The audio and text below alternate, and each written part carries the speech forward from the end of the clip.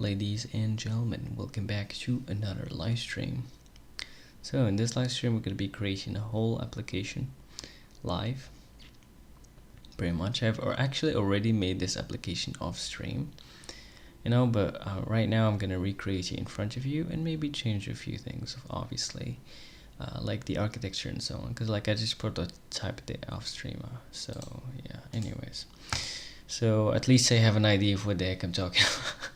Okay, so let's go to Discord really quickly here, and let's see. Oh my, wait a second, let me log in. I forgot, hold on.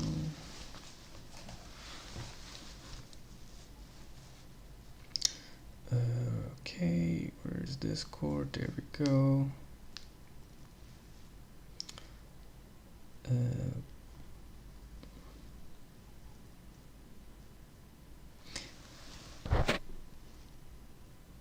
And we're logged in. Let's go.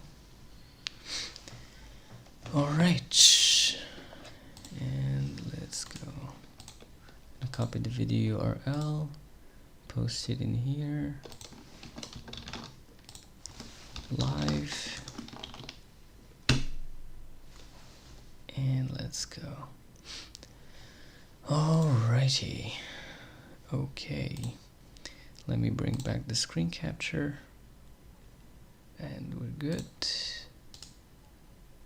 Let's pin this, pin that. Let's grab the pop out the chat. And we're good to go. Hello, Theo Paris, our admin. Welcome back to the live stream. Okay, Adam Rushford, welcome. You got a Twitch also or no? Not really. I don't do Twitch. I wonder if there would be like more activity there. I never tried Twitch before. Okay.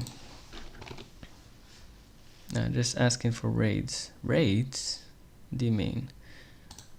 Alright, so new project. And today we're starting a new project, and that would be a lot of fun. Raids from other streams. Okay. Anyways, so we got Rust binary, and we're gonna call it Tokio download manager. So this is not gonna be a typical download manager. Obviously, we're gonna start with a very typical download manager at first, but I have a very revolutionary idea, kinda, that we're gonna see later on. I don't want to spoil it on you right now. But yeah, people can dump their viewers on you. I'm not sure what's that. But I mean, I know like raids on Discord servers, for example, but like on Twitch, I have no clue. Anyways, so we're gonna be working with iced GUI toolkit, and honestly, I really loved it. Really enjoyed iced, especially like for asynchronous work. So we're gonna go with add Tokio, and we're gonna basically add a few features. Well, honestly, let me just add all the dependencies we need here. Yeah, on streaming rates are good. I see. Alright, so let's add Tokio first, which is like our async runtime, and we're gonna actually say version is equal to this, and then the features. And let's see what we're gonna need. We're gonna definitely need RT multi-threaded, and maybe RT multi-threaded already includes RT, so let's avoid that for now, I guess. And we probably also need macros for the macro. And hello, Shayur Singh, welcome to the live stream. And what we're gonna need next, I think that's it maybe for now. We may need FS2, yeah, for file system. I mean, you can just go ahead like and include all the features, but it's gonna take years to compile every time, which kind of suck. So yeah, I think this is all I probably need. This includes the runtime, this includes the macros, and this includes the file system stuff, the async file system. Just call me Xiao. Sure, Xiao. Welcome to the live stream. Okay, so we got Tokio. Next up, we also gonna need iced. Now we're gonna need to also make sure that iced is using our async runtime, which is Tokio. Otherwise, it would just be using like a thread pool, its own kind of like thread pool thing. So we gotta make sure to add the Tokio feature here, and there we go. And that's pretty much it. Next up, what we're gonna need next. We're gonna need a few other things later on, I think. Yeah, definitely we're gonna need right now a request. So this is the one that we're gonna use for the HTTP request to download files and stuff. So yeah, this is gonna basically be our backbone essentially.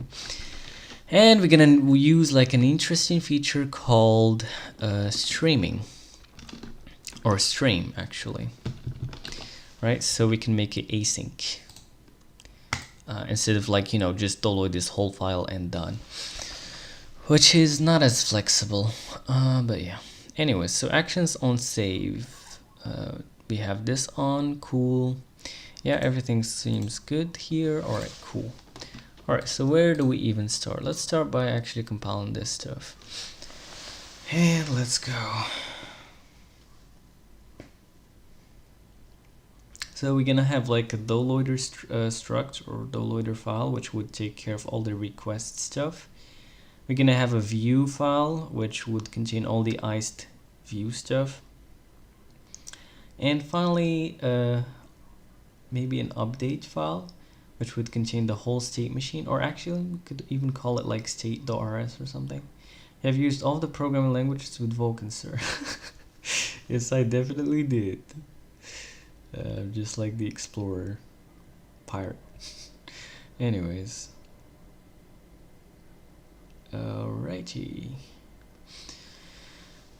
Sometimes I like search something on the web and then I found one of my videos. I'm like, bruh. It's like I just make like the one of the niche contents out there and the broad content, but yeah. Alright. So it's gonna take a little while to compile. So request pretty much uses like a standard HTTP server in Rust called Hyper, and it just gives, you know, a higher level API upon it. But yeah, request actually iced uses like WGPU for rendering, so that's cool too. And anyway, so we compiled our thing. Now let's get the most minimal iced application on screen. So how are we gonna do that? Well, iced application, and let's see what we got here. So it needs a boot fn state comma message. So basically what you're gonna do, well, I mean, we could just do it in one file for now. So we're gonna have a struct app, and we're gonna epoll app, and we're gonna have an fnu, which would return app. And here we're just gonna say, let's see, cannot find app in this. We can just say app like this, and yeah, so this is the first thing. Next thing is fn update, I believe. So the update, I believe, I mean, let's see what this application thing takes in. All right, here we go. We have an example, as you can see. So U64 default. That's interesting. Oh, I see what's going on here. So basically, instead of making an application, they just made like one single number, U64, because that's exactly the whole state of the whole application, pretty much, and they just used it there. I see. And the update needs whichever state you have, and then the message.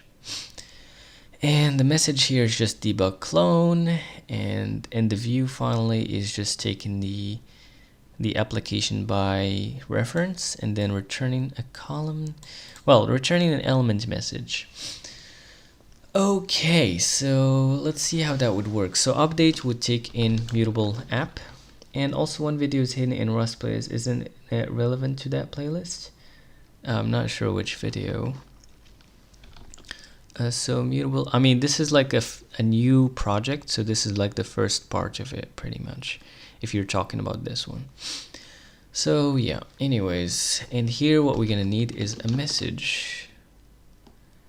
Wait, what's going on here? I think we should just say mutable self, right? Yeah, I think. And then message. So basically, ICE actually have a pretty cool architecture of the ground, which is that you have an update function which have mutable access to self, to the application, and this is like the only function that could mutate the state.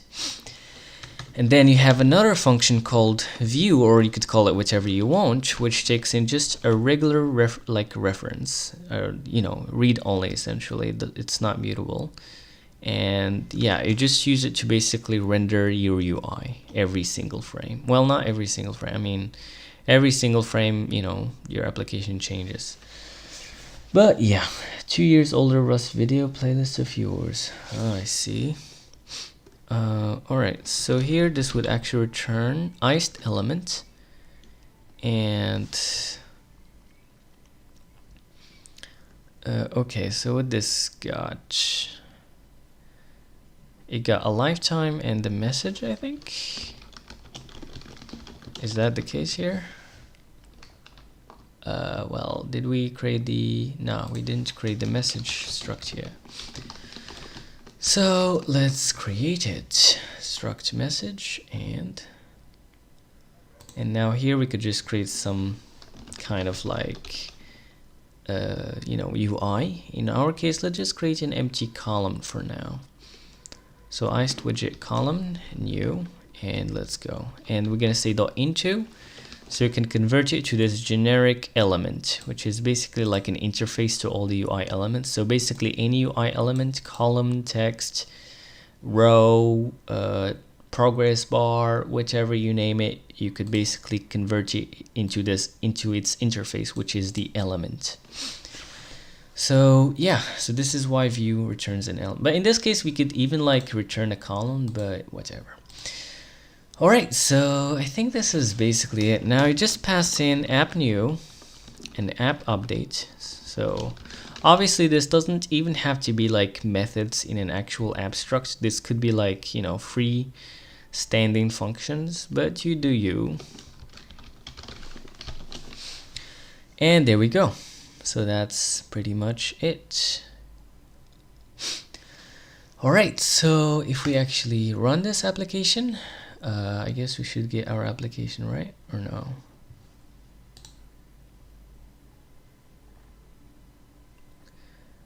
Okay, well, I think this definitely should return, I believe, a task. ICE task. Is it live tutorial session? Yeah, it's, you could say, I mean, I've already done this, so I could teach you guys some few things that I've learned, but at some point, obviously, and especially if I like experiment with something, then it's not gonna be a tutorial anymore. So anyways, you could say a live session, whether it's a tutorial or not, it's debatable. So yeah, all right, but I guess I'm trying my best anyways. So task, what this task takes. It should take, I think, a message, and for now I could just take task none, I believe. Now let's try this out, and it's still not working. Okay, so why that's the case? So this should return iced result. Oh, .run. Okay, so I forgot this .run. Sure, iced result. Whoops, iced result, right? Yeah. And then we're gonna say .run. And we could just remove this semicolon so we could return the result directly. And welcome back, Comported Box is amazing. Welcome back to live stream. Alrighty, and this should give us a GUI that easily. And boom. Alright, so we got an empty window in Rust iced with Tokio already running in iced. Actually, since we are using, like, iced itself is like spinning up the Tokio runtime, We don't even need macros either, actually. I kind of forgot about that. So we could just remove that too. Yeah. One thing, sir, Vulkan with Zig, Vulkan with Rust, or Vulkan with C++C. Which one you recommend for actually making the game? Making the game. If you want to make a game, then don't use Vulkan. I would just recommend using Godot engine or Bevy, or even Unity or Unreal Engine, depending on your use case and what you're comfortable with, essentially. Or even if you're very adventurous, I would go with Raylib. If you really want to make a game. If you want to make a game engine, that's another story. Yeah, so, because like you just gotta choose. You can't do both. So yeah, some stuff I don't use a game engine. But yeah. Alright, so we got this off the ground. Now what we gonna do next? Okay, so I think let's start already. Should we start with the UI or should we start with the actual logic? I guess let's start with the UI so we can get something looking into the screen, I guess. Okay, let me show you how this works. Alright, or actually, you know what, we're gonna have the structs there. You know what, fine, let's just start with the logic, why not, the backend. So the Rust file, we're gonna have a doloider.rs, and let's go. Add to GitHub, and let's go. So struct doloider, what it would contain? It would contain one client, one request client. Okay, and this would basically contain the pool of connections, of HTTP connections that we're gonna use. And obviously this is actually an arc internally, so you could easily clone it off the main application.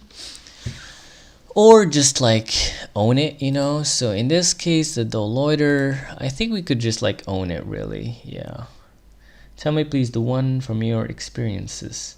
Okay, so you said Zig, Rust, or C++ or C. It's very hard answer. I would say either Rust or Zig.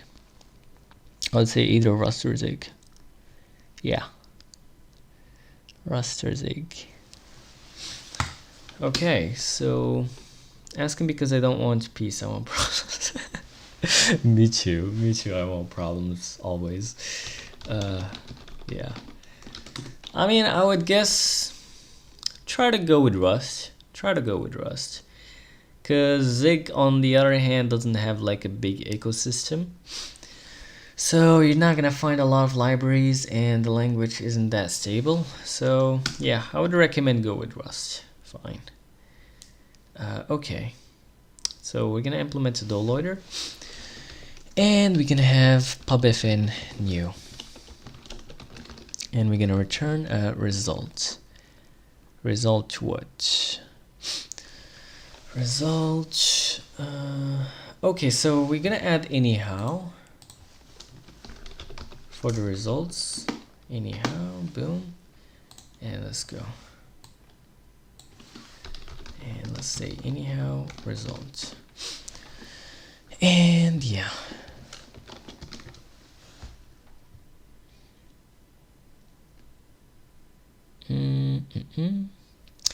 Well, actually client wouldn't really fail, so it would even like just return self directly. When I ask an AI, always prefer me to industry standard C++ or C, says it's fast and consumes less storage. I mean, it does have some right in some point, which is like the industry standard, so you could easily like find tutorials and resources in C and C++ when it comes to Vulkan and graphics engines and engines in general. But at the end of the day, if you really think about it, C and C++ doesn't really have a standard anyways. Everybody's still like, even in C and C++ itself, still fighting over like the language standard, the build system, fighting over the libraries, fighting over whatever, you know, they're just fighting over everything.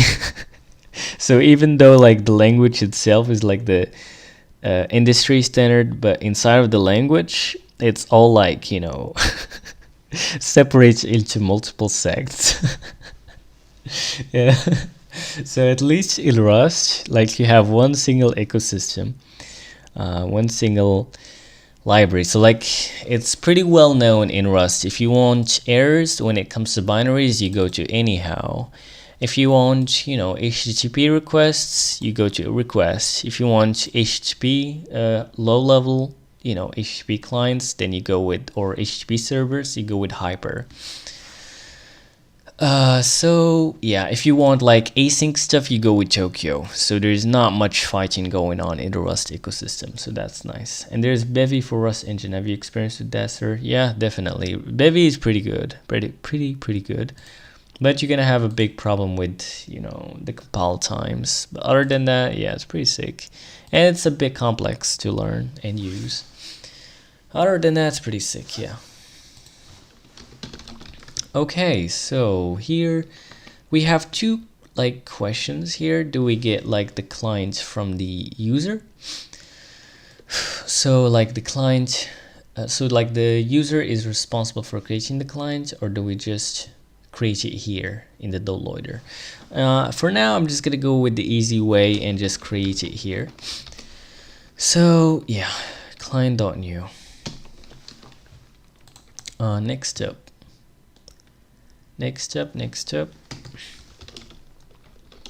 we're gonna say download, right? And gonna basically give it a URL.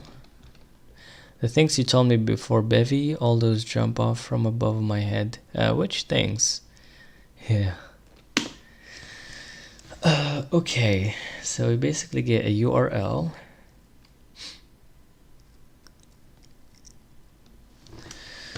All right, and we basically return, I think, a result of, and here we're gonna use a UUID for a unique downloader key. So we're gonna also add another library. So what usually would people do, like beginners, they would just use a incrementing index, or just an index into an array, but they have a lot of problems. Like if you remove some item, then you gotta basically adjust the other stuff and so on, which kind of suck. But on the other hand, if you use a UUID, especially the v6 version, like the feature, you get two things for free. First of all, you're sure that you'll always get a new unique key, and second of all, since this is the version 7 of UUID, it would make sure that your downloads or whatever is ordered through by time, so you get that for free too. So that's cool. Free code camp is enough to learn. I wouldn't really give you one resource to learn from. I mean, anything would work. Just, I would say one thing, just start and just make projects. Choose one project and try to do it. And try to use help with the AI just to understand stuff, and code everything yourself. And yeah. That's all. And when you need something, just look for it with the AI or in a search engine. Other than that, what would I say? Yeah, that's pretty much it, I think. If you find the project pretty complex, then maybe choose a smaller portion of the projects you were going for that you really found problematic. Like for me, for example, I actually did last live stream, I was trying to make another project, but that was too, it had a really big scope, and one part of that project was downloading stuff asynchronously using Tokio. And I found myself really finding that it's a deep rabbit hole that you could go through. And so I just decided to make this download manager project, and I had a lot of fun making it. I also learned a lot of stuff, especially with Tokio, and I always wanted to learn a lot more about Tokio and async in general, and obviously also iced and making GUI apps and so on. I have done web development before. Want to get into the niche of computer hardware to software before entering to college. Yeah, web development is also cool, but yeah.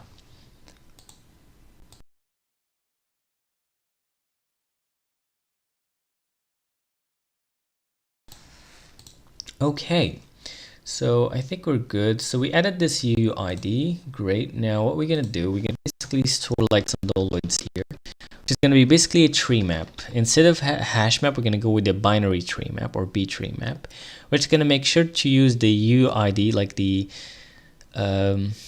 property of the UID being orderable, meaning being ordered. Because like if you use the hash map, then it wouldn't really like respect the order. You would get any kind of iteration order and so on.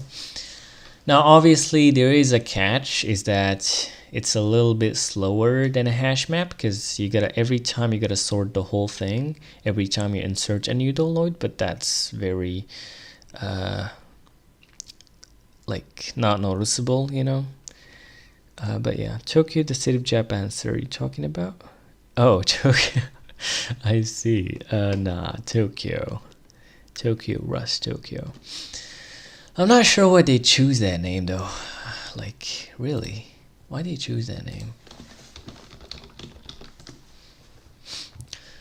Alrighty.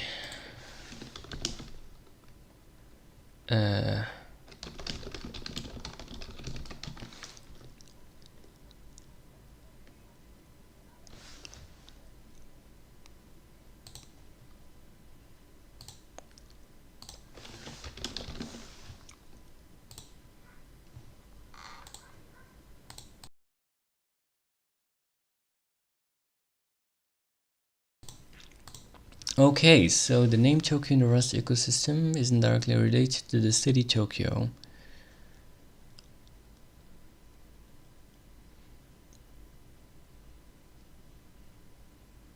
Okay, so it all started with IO, input output.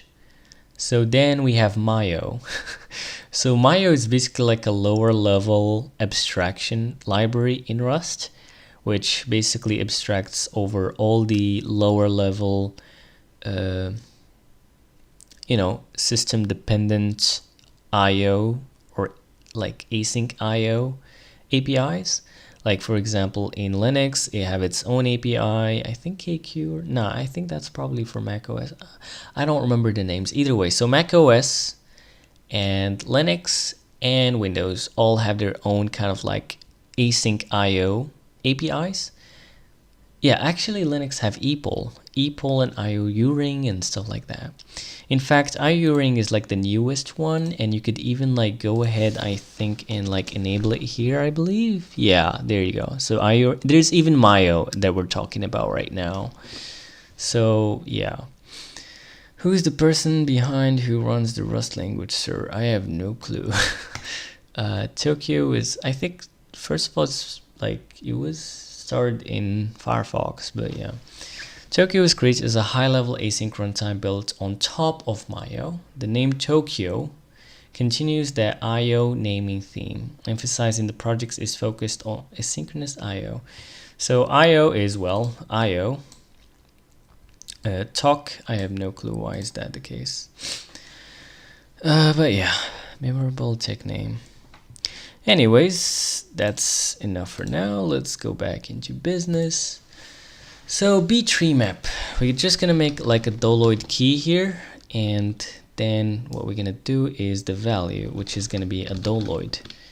Okay, so let's see what we got here. So first of all, the doloid key would just be like alias, type alias, and we would basically set it to UID. Some people building up Rust OS named Redux OS. Yeah, people are crazy. People are insane. Okay. Pretty much admire them. Doloid key. Struct doloid. Alrighty. Struct doloid. So what we're gonna have here? Good question. I think first of all it's gonna contain like the URL.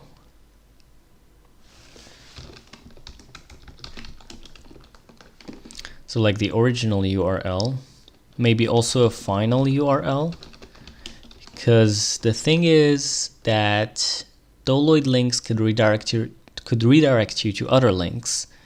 So we're just going to basically have two links. We're going to have the final URL, which we could use to resume downloads and so on, and without having to go through the redirection again every time. And if for any reason the redirect actually failed, then we could just fall back into the original URL and so on. So that's the first thing. And I guess the next thing could be like the file path.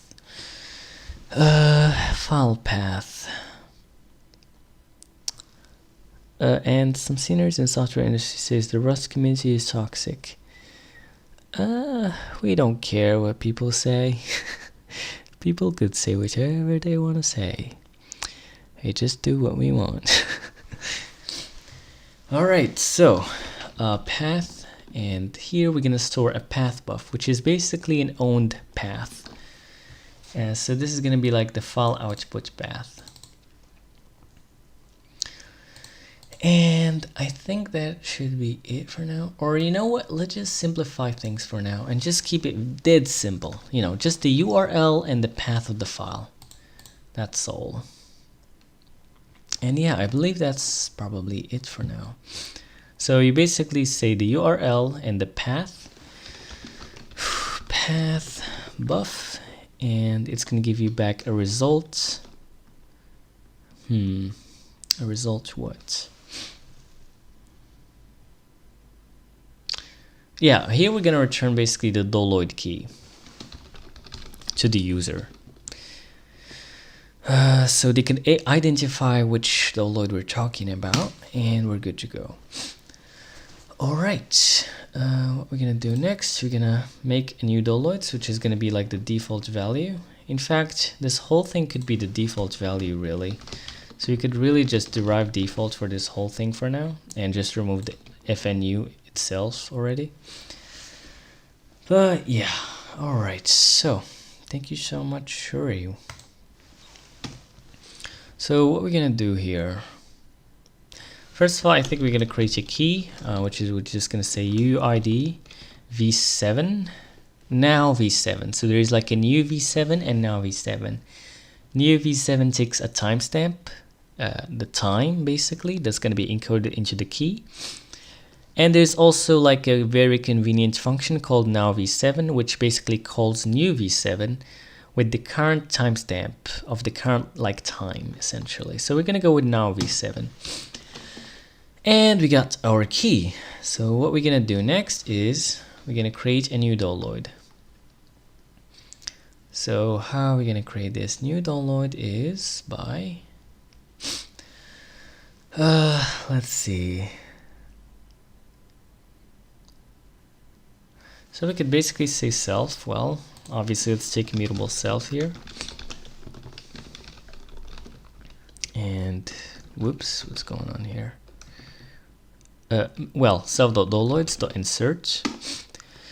And we can insert the key, and here we can insert a new download struct. And it's good. That download struct would basically contain the URL. You have already mentioned the person behind Rust, sir. What is it? URL and then the path. And let's go. And finally we're gonna return probably key. And let's go. Though obviously this should be okay actually. There we go. Cool. And what we're gonna do next here, so wrong number of type arguments. Expected 2, found 1. Wrong number of type arguments. Oh yeah, I see. So this should be anyhow result. Griden Howard in your description. Oh yeah, I just copied that from Wikipedia pretty much just for the algorithm. Yeah, you got me there. Cool. So, okay, so this works, I think. So now what we're gonna do next? Well, we're basically gonna have like a worker thread. We're gonna spin up a worker thread. And we're gonna also have a channel where we're gonna basically push downloads into it. So how are we gonna do that? Alright.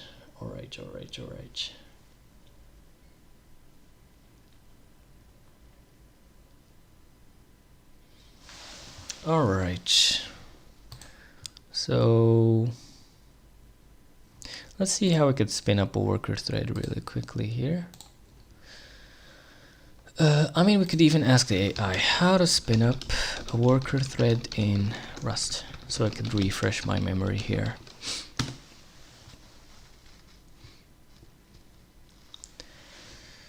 All right. Actually, we could use Tokio, right? Yeah, we could definitely, I think, use Tokio even. Yeah, in fact, we should use Tokio. So let's go ahead and do that, I think. And in fact, we're gonna do it in the FNU function. Yeah. All right, let's remove this derived default and let's just say it pub FNU. Or I mean, we could in fact even keep it. Yeah, but like have a new run function. Yeah, that's exactly what should happen here. And this run function would basically like spin up a new worker thread. So are you using Codex version of ChatGPT? Just like the regular model, I think. Though it's the Go version, but yeah. All right, so what this would return. We're gonna see, I guess. So what we're gonna do here is Tokio spawn, and we're gonna give it like an async function. And this async function would, well, obviously would take self here. And now there's two options. We could either make this into like an RW lock,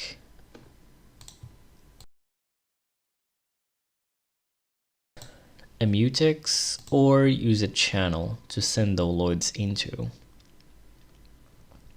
Now the most performant way could be channel. I mean, let's actually discuss this with the AI actually. What's the best way to handle this worker thread? Channels or mutex or even dashmap. Dashmap is like another library which already gives us like a thread safe kind of like thing. But yeah, for a doloid her worker system in Rust.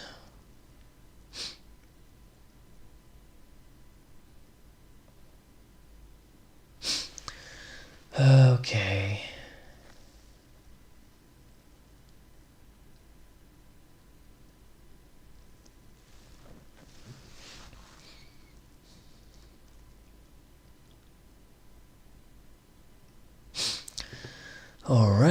Alright. Advantages, no locks, no contention, scalable, clean ownership. But the problem with this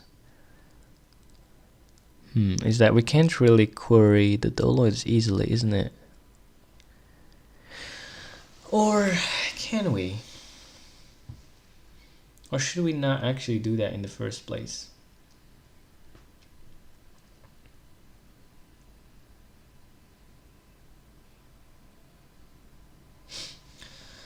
So yeah.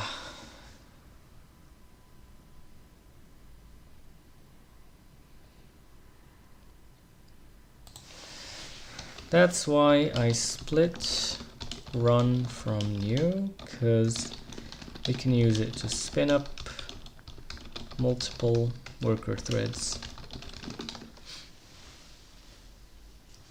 And the new function could remain simple. So yeah.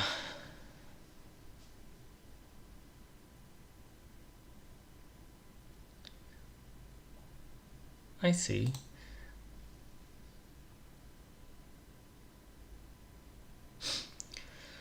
Decides how many workers to spawn later.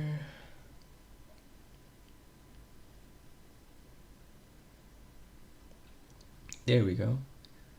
Okay, so you actually give it like the how much workers, and then it just spin up multiple workers, and yeah. That's quite sick. That's quite sick. Do we really need it to be bounded though?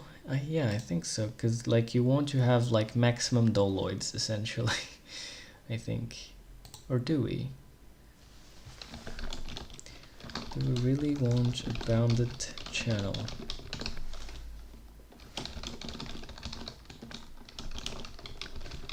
Or unbounded?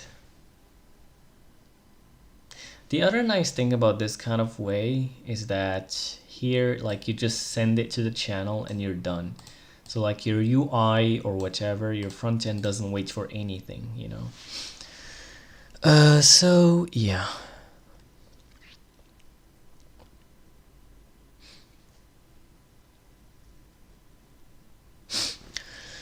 Okay.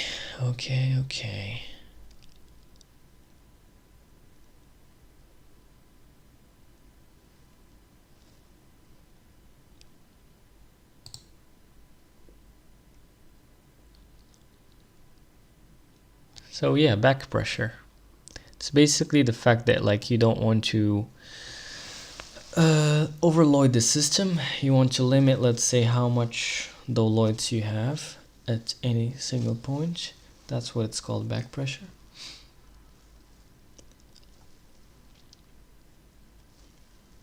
Yeah, memory usage explodes. So yeah.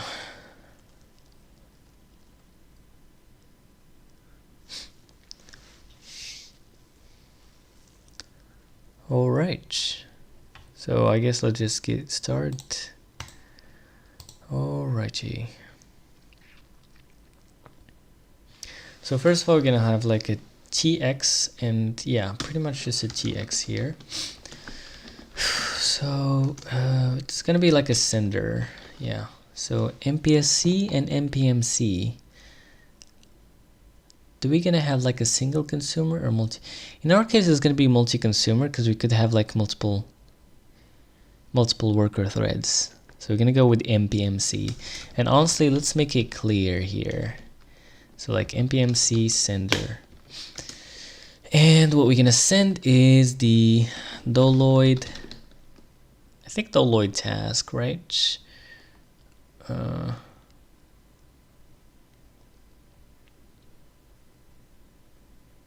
I'm just trying to think, should we keep the B-tree map or not?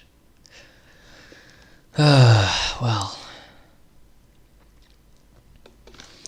I think for now, let's just remove the B-tree map and let's just keep it dead simple. Okay. Yeah. We still need, I think, the doloid key. Yeah, we definitely still need the doloid key. But right now the key would probably be part of the doloid, I guess. But we'll see about that. Alright, so what's the problem with the... Oh, okay. So MPMC channel is unstable. Huh. Sir, can a BIOS also get written in Rust? Everything could be written in Rust. Oh, is it like it just have a problem with that? Or... No, it's... The whole thing is unstable apparently, which is interesting actually.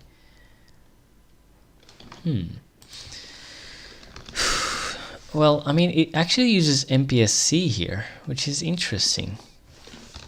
Does MPSC works for multiple worker threads?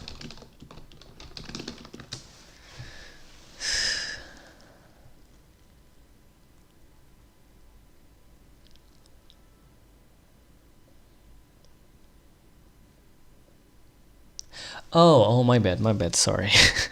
So here we actually do have like one receiver, which is actually our, you know, our application or like our doloider here. Yeah, my bad, sorry. So yeah, so instead of TX here, we're gonna have the receiver really. So MPSC, right? Or we could just say receiver, and we could just go with the MPSC. And let's go. So the receiver, and we're gonna basically receive a doloid, and we're good to go. And basically when you run something, it's gonna spin up a TX. And in fact, we could even like, yeah, we could maybe give it like a stream, or should we?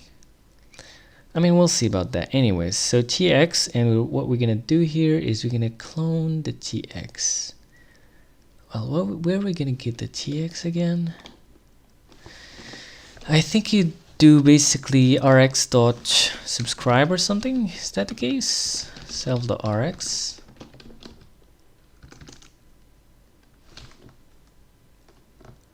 Not really. So I guess maybe we gotta store tx anyways. Is that the case here? I think so. Yeah, probably need to store both, which is interesting because I didn't have to at some point. I think because I used like async stream, but we'll see about that. Anyways, without philosophy, let's just store Cinder here. So Cinder mpsc doloid tx and rx, and then here we could just like create, well, not here, I mean we gotta do it in pubfnu, and this would basically return a client. Could this fail? I don't think so. Well, not client, I mean self. So we're gonna have self here, and we're gonna have like client being basically default for now. tx would be tx and rx would be rx, and here we're just gonna create like a channel, which is basically gonna be like a tx and an rx. So what it's called, mpsc channel. Okay, mpsc channel.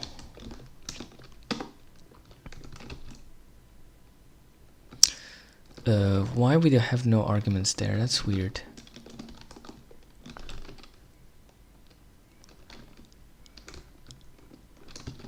Wait, what?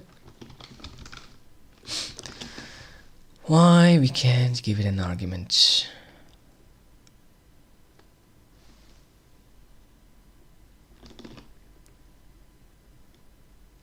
Is it? Oh, okay.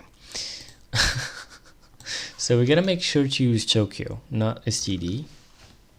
That's why. So like Tokio, I guess mpsc channel or something. Well, I mean, let's see what we're gonna import here. mpsc import, and here we go. So let's make sure that's Tokio, and let's go. All right. And here, instead of self.downloads insert, we're just gonna say self.tx or like rx. Actually, oh my god, this is so confusing. Should we say send here?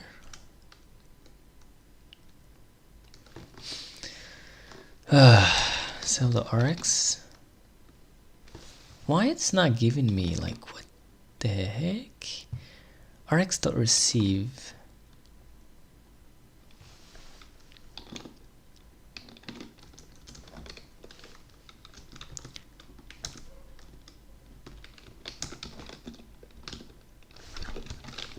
I mean, it should give self. I'm not sure why it didn't. That's weird. Anyways, let's just write the code and see what's up later on, I guess. Fine. Add the missing fields, and yeah, let's just store the key too. So the key is the doloid key, and sir, is ownership is the pro or con? What do you mean? I don't think the types are important because it shows as red. Yeah, I'm not sure what the heck is going on here. We'll see about that though. I mean, the sender and the receiver. Oh yeah, so that's why. Yeah, mpsc. So, cause like I was actually trying to refactor them, and I forgot to like import that. So we just say mpsc receiver and mpsc sender. So basically, I just want to make sure that it's clear what we're currently using exactly. But yeah, all right. So you just send a doloid task in the channel, in the Tokio channel, and you obviously just add the key to here, and then you await this. What IDE is this? This is Rust Rover. And let's go. Await. What's going on here? It's only allowed. Okay, so this should be an async function. And let's go. So as you can see here, we just like send a doloid task and we're pretty much done. So we could even call this doloid task just to make it very clear what's going on here. Why not? And here, this is like the max doloids. Max concurrent doloids to be exact. Not like max total doloids. I'm learning to use Z. Is it worth it? I think Z is only like could be used in Mac OS. No, I have no clue. I think it's only used usually in Mac OS. I'm not sure if it's even like supported in other operating systems. But I don't know. Max concurrent doloids. And here we're just gonna pass in, I guess, usize, right? Available for all. Oh well, I didn't actually realize that. Okay. So what are we gonna do next? So we got the doloid task. All right, so with the run function, we're gonna basically spawn a new async task. And now what we're gonna do here? Well, I guess we're gonna basically say, we're gonna make a loop and it's gonna try to receive a job. Wait, why are we locking the... Bro, what the heck? This is kind of stupid. Like, you just clone that thing, not lock it, I guess. Or maybe I'm missing something. Let's try. Let's see what we can do here. So we're gonna have loop and task is basically equal to, or you know what? No. Can't we just say like while let sum? Yeah, while let sum task is equal to, what do you think about Odin language? I mean, I just don't see like much added that is worth it enough to try, honestly. So yeah, I mean, one thing I've noticed about Odin that they did right, which is putting libraries like SDL, OpenGL, and Vulkan, and like the other graphics libraries, and also the math library in their standard library. So people don't have to like, you know, fish for external libraries to do some simple things, and like the ecosystem could like agree upon at least the math library, you know. Other than that, I don't really see much. I don't really like, I'm not a fan of its syntax. Also, it's error handling. I would rather have error handling either like Rust or Zig, where you both have error defer and defer, or RAI. On like Odin, they do have defer, which is great, by the way. I love that. At least they did that right, because a lot of languages they don't do that right, because it's such a like very important feature in a language, in a low-level language, if you don't have like RAI basically. But like Zig is the only language that got that very, very right by including both defer and error defer. But yeah, so that's my opinion upon it. But like, I haven't really tried it that much, but that's what I noticed pretty much. Okay, another thing that like, this is subjective. Some people like the allocators to be implicit and some people like it to be explicit. I mean in Zig, you kind of like the allocators being explicit. It just gives you a level of control and just like, you know, like peace of mind that is in paralleled. But on the other hand, I kind of also like Odin's like implicit context that you could actually easily change, at least from what I understood. So that's also a nice solution, not bad. But yeah, so that's my opinion about Odin, at least just from what I noticed.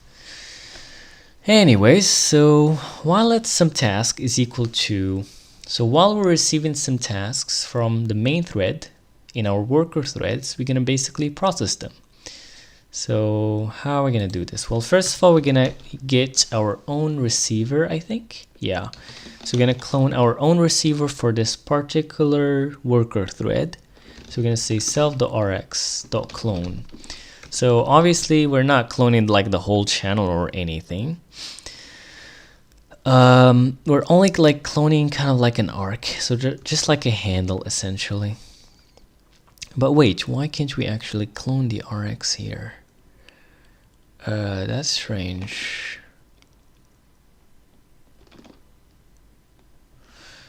Or does it actually require an arc to be able to be cloned? Yeah, I think it apparently does require that, yeah. Alright, fine. So we're gonna basically make this into an arc.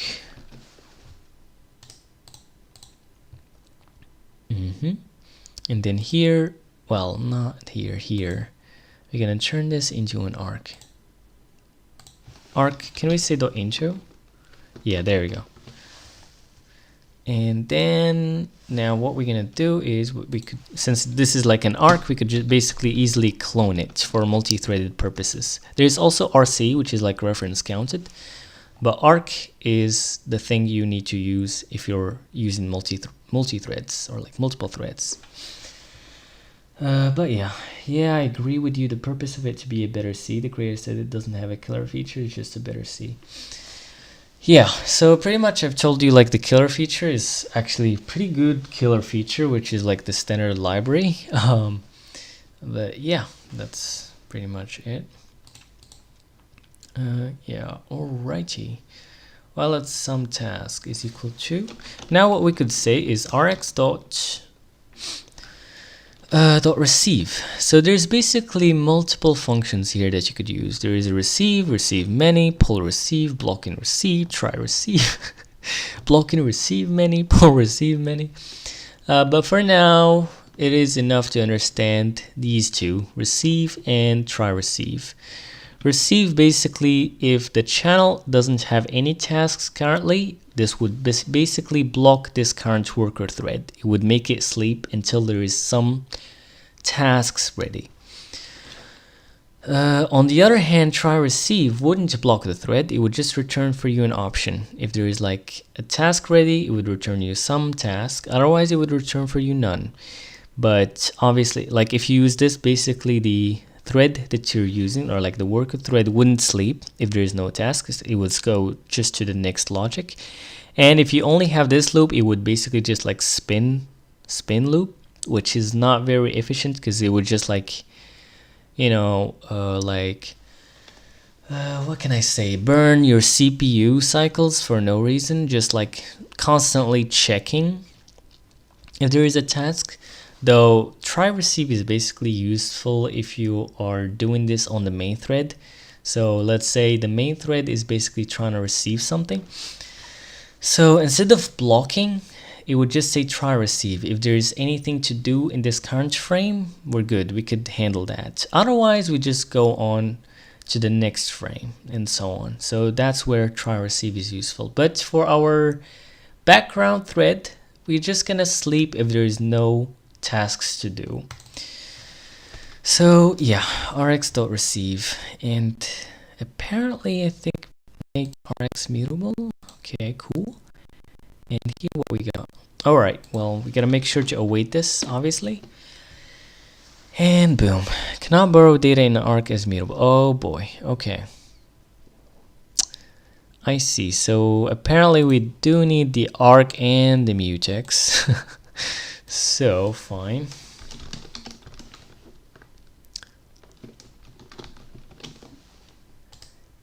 Let's import this. Should we use like the Tokio one or the STD one?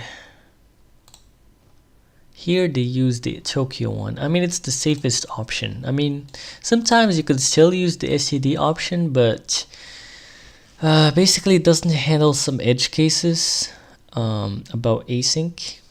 Because like, for example, like when you await and stuff, like whichever code comes next, it could run in a separate thread, which it can't have like the lock that you have locked from the mutex, which basically results in a deadlock. And that's why you have Tokio sync. It actually handles that for you. So let's just use the safer option for now. So although it's a little less efficient, I think, than the standard option, but It is the most safest when it comes to async code. Now here apparently we can't use .into anymore, unfortunately, or maybe we could use into 2 times, can we? No, we can't. Alright, fine. Let's just say arc new. You have also used the Revlog Studio, sir. Yeah, I have used a lot of technologies. I'm a pretty old man at this point. Okay, so arc new, and what else? Mutex, yeah. So mutex new, and we're gonna give it the rx here, and let's go. Okay, so expected arc mutex. Oh yeah, my bad.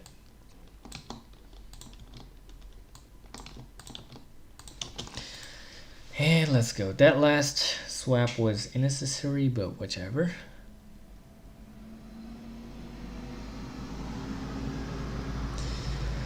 Alright, so what we're gonna do next, now we're gonna make sure to lock the Rx here, and we're gonna try to receive some task. Well, obviously we gotta also await that. And there we go. And here we're probably gonna move that thing. So let's remove this mutable, and we probably need to make sure that this is move async, I think. Is that the case? Or I guess async move? I can never remember the order of this stuff. Is graph calculator what you had made is similar to Desmos? Yeah, exactly. And I think it was 3D. Yeah, it was 3D in Bevy, I believe, if that's what you're talking about. Alrighty. Okay, so now we got some Doloid task. What we gotta do with that? Good question. We're basically just gonna go ahead and use our client here. And to use our client from this worker thread, we have to clone its arc. So it's an arc internally, so we don't need an arc externally. So what we could say is just client is equal to self.client.clone. And let's go. I'm sorry if I'm like breathing heavily. I just have some problems nowadays for whichever reason with my breathing while live streaming.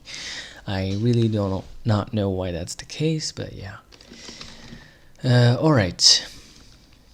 So what we're gonna do now is self.client. Well, let's just say client.get. And here we're gonna go with the task.url. Await, no. I've been recently using Iced to build my crew desktop app and just came across your live stream. Yeah, Iced, I really loved it. And in fact, I found a pretty cool feature in Iced called like task stream, which actually doesn't even like require us to use this kind of like worker threads and so on. You could even like just directly use async of Iced, but the native, like the crude way of doing it using worker threads allows us for more flexibility and like more separation from the UI essentially. But in fact, if you don't want to do this, there is even a more native way in doing it, like in Iced. But yeah, no problem. Just check up your health. Asthma cases are increasing because of pollution.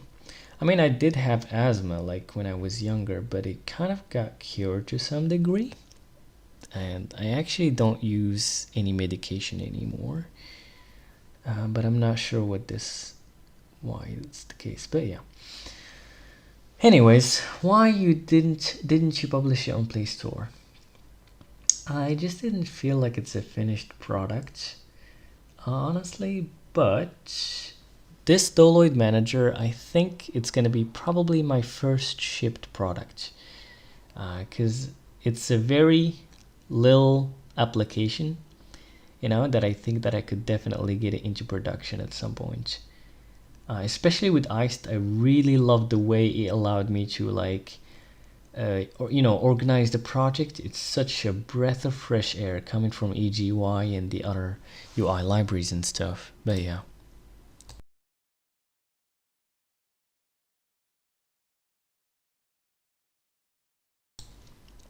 Okay, so by the way, why iced and EGY it's too much memory? Like simple app takes 100 megabytes plus.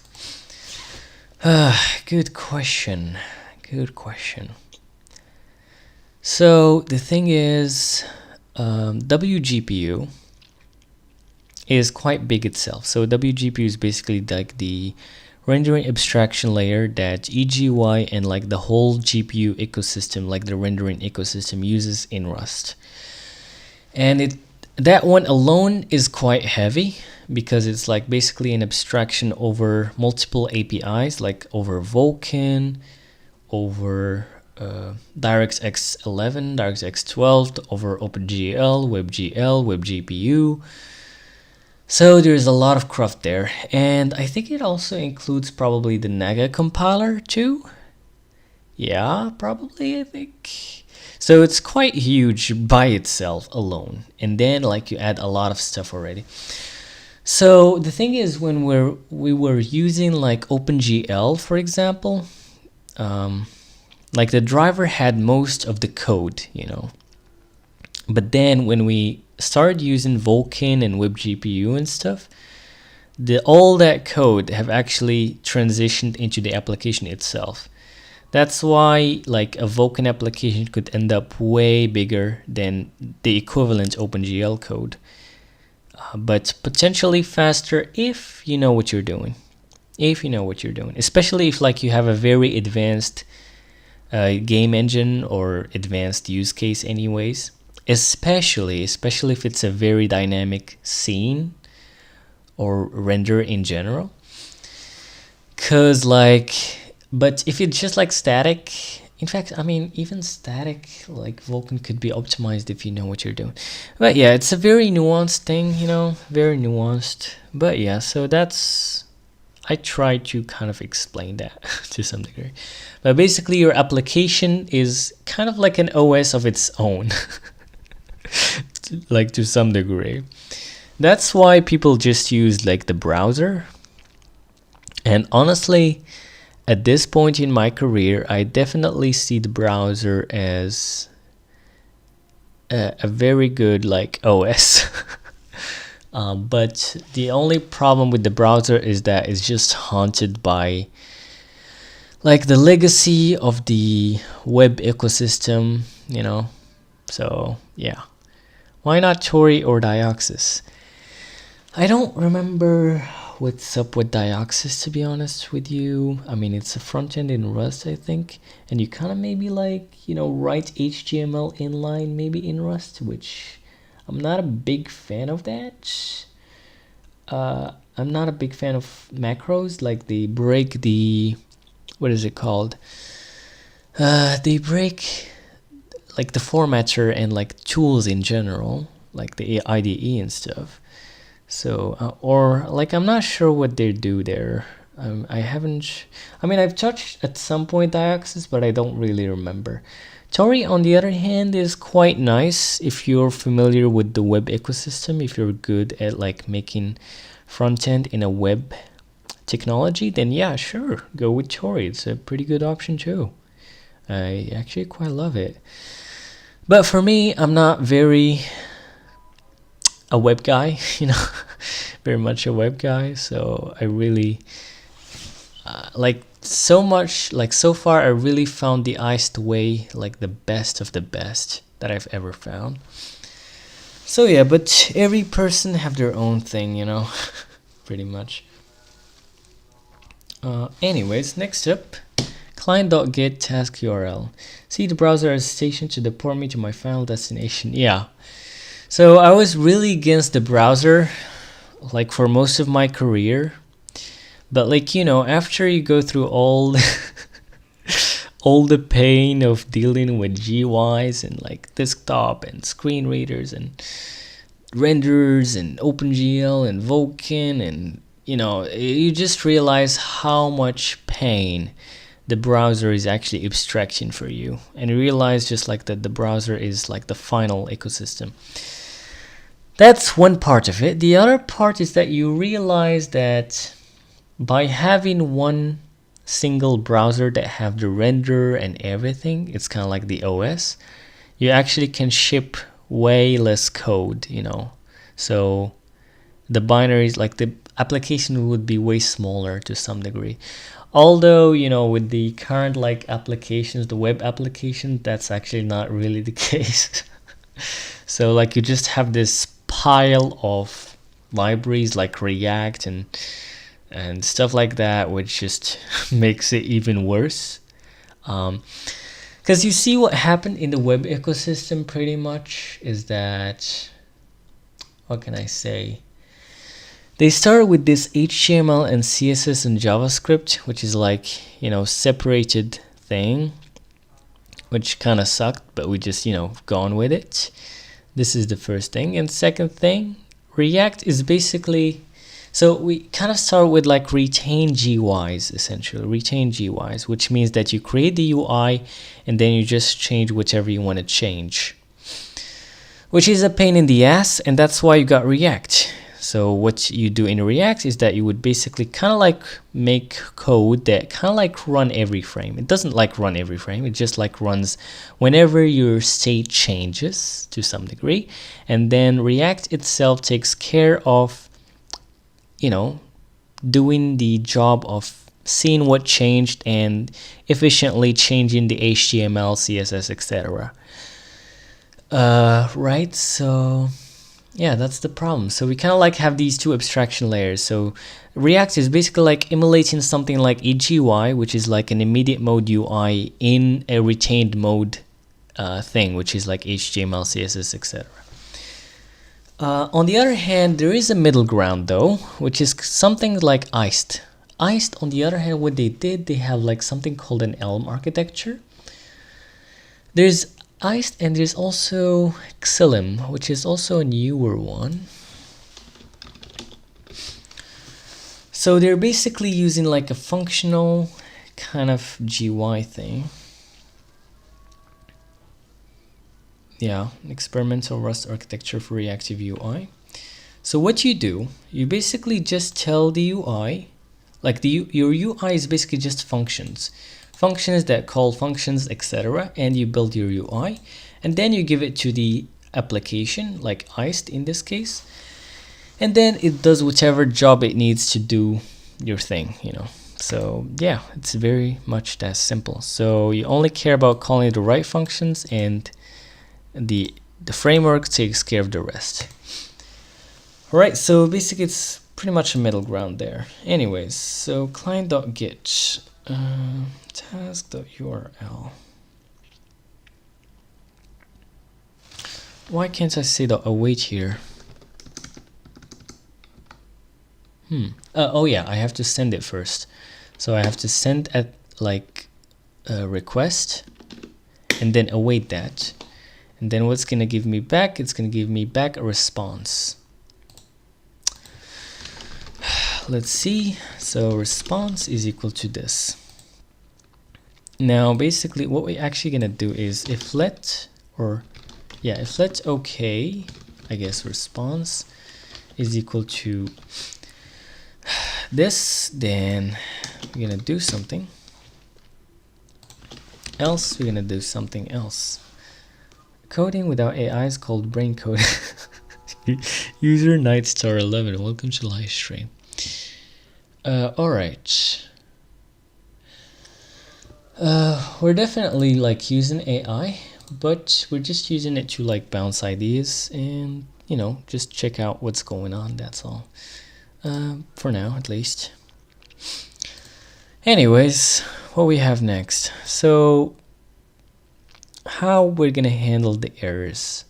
I think how we're gonna handle them, we're probably just gonna, yeah, you know what I'm gonna do? I think I'm probably gonna have like a struct called doloid status, because we're gonna need that for progress bar too. Yep.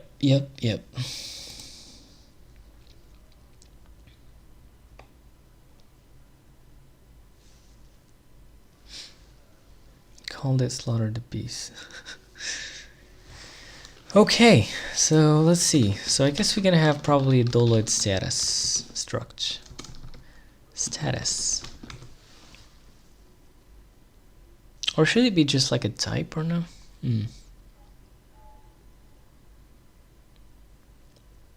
I mean, it's gonna like contain the let's see. So I think, should we like, yeah, let's go with the total size. So first of all, the size currently is gonna be like, I guess, U64, and then the total size. I mean, we could just like store the fraction, but then we lose out on the absolute numbers, which we could use to like, let's say, display the size of the doloid and so on.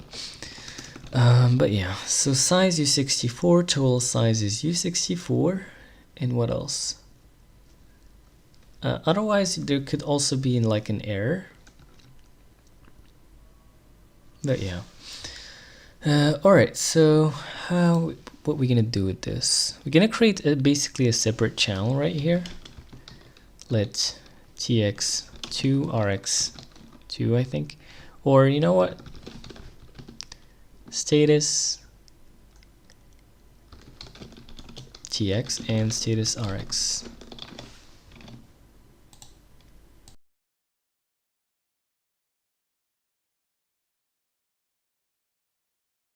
Alright, back. So what we're gonna do here is MPSC channel, and here max concur downloads. For status, we're just gonna go honestly with an inbounded channel. It's fine. It's not a big deal, I guess. Inbounded channel, which is basically a channel with no limit. Cannot infer the type. Sure. So let's add this here. So status tx. Whoops. Well, honestly, you know what? Let's just copy this, paste it here, call this status tx, and call this status rx, and let's go. Now instead of download task, we're basically going to be sending download status. Yep, download status, and obviously we're going to receive download status here. And there we go. So now here we're going to say status tx and status rx. Status rx would basically be this. And we're going to say status rx. So what's going on here? Oh yeah, actually this should be an inbounded. So what's the type again? MPC, inbounded. Oh, inbounded sender, okay. Is there also a thing named as WGUI? I don't think. There's WGPU. So this actually should be an inbounded receiver and inbounded sender, I believe. I mean, let me just actually verify with the AI about this decision to use inbounded. Okay. Was it a good call to use inbounded for status? Okay.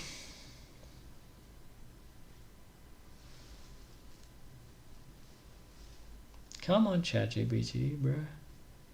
Why that slow? Yes, using inbounded channel for status updates can be a good call, but it depends on how frequently emit status events. Okay. Yeah, there you go. It represents work. It can grow dangerously. It must apply back pressure. But status updates are typically small messages, ephemeral, safe to drop if needed. So blocking the worker because the status channel is full is usually undesirable. You're from Morocco, sir? Is it in Europe? I'm from Morocco, from North Africa. Pretty much. Not South Africa, North Africa. So I'm kind of Arabian and Amazigh, so. But yeah. Anyways, what's next? Example bad scenario with bounded. You made progress every chunk.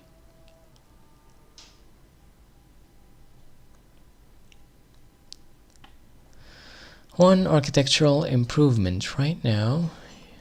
You're from Egypt. Welcome, welcome. Usually don't need multiple consumers for status, so we could simplify. Huh. Multiple consumers for status. I mean, what I'm using right now. Ah. I see what's going on here, actually. I see. And remove the arc mutex. Yeah, I get it. I get it. I see what's going on here, actually. How that works? So you just basically have a subscribe status. And it returns an inbounded receiver.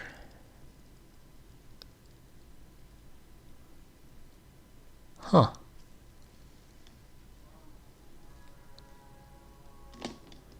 That's actually quite interesting. But anyways, at least we could start by basically removing the arc mutex here, because we apparently don't need it in this case. I guess we only need, the... I'm kind of skeptical though. You know what? Just keep it for now and we'll see how that would work. So, my bad geography. North Africa, there's so many countries. Yeah, definitely. Alright, so what we're gonna do next? Let's see.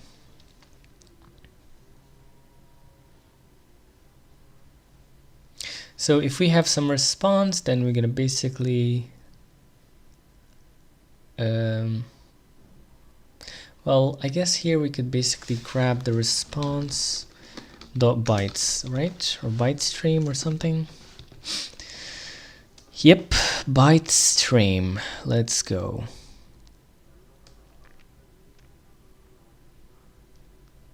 Byte stream. So yeah, this is the stream here. And I guess we could basically say maybe while let sum bytes is equal to response byte stream. So notice here we're actually using the streaming feature of request. But yeah. Alright, so what this gives up? It gives a stream, which is basically an asynchronous iterator. And actually we'll gonna say while let some item stream.next.await. Okay. So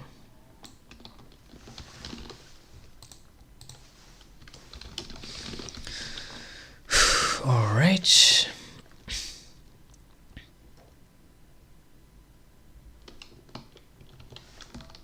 Dot next. Dot await. And what's up?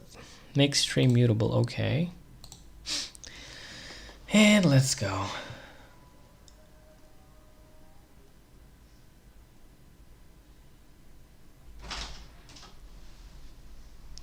Okay, so I'm gonna take a little break and I'm gonna be back. So 15 minutes break and I'm gonna be back.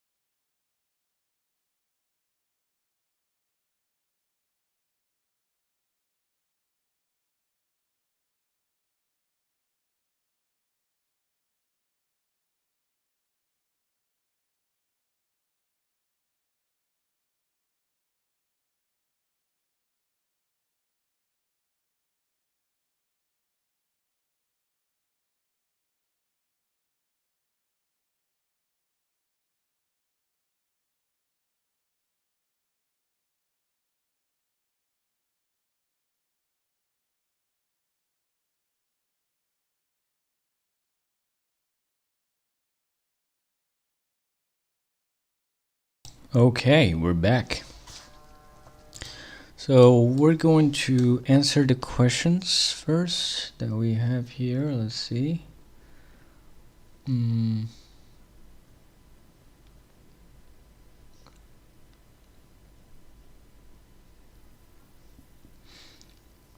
Is it hot in Morocco? Currently it's pretty cold actually.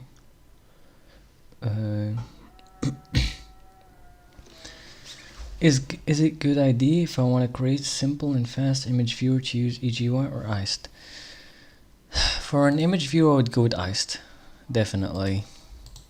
So basically if your application is very interactive, you know, then your best bet would probably be EGUI, because you can find libraries and easily like create dynamic UIs using it as fast as possible.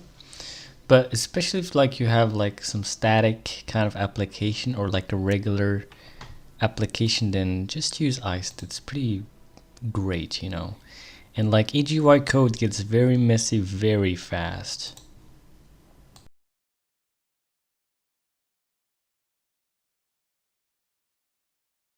And while it can work like with async code just fine, but it's not like ideal like iced. Iced is really, I really enjoyed it, to be honest with you.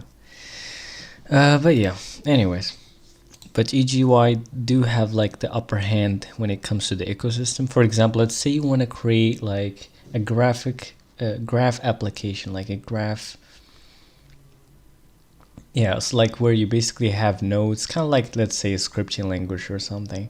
Then you would definitely use like EGUI and call it a day, because there's already a library for you called EGUI Snarl, which I actually used in a previous video, which could allow you to easily do that. In fact, using EGUI, they even made something called Rerun.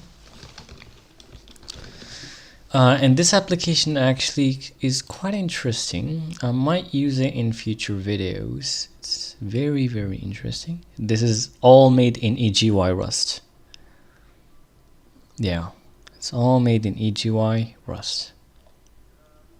It's pretty dynamic. So basically what this tool is for, let's say you're building a video player and you just want to test, or let's say you're building a video player library, right? So you don't want to deal with how to render those frames, for example. You know, you don't want to deal with the windowing and rendering and all that crap. What you can do is that you could just add rerun and then basically run the application rerun viewer. So run the rerun viewer, and then basically in your app you would just like spin up and connect into the rerun viewer, and then you would send it frames. Essentially it's kind of like a logger, kind of like a remote logger to some degree. You could basically send it whichever, you send it frames, send it logs, send it all sorts of cool things. And yeah, that's basically how rerun works, pretty much.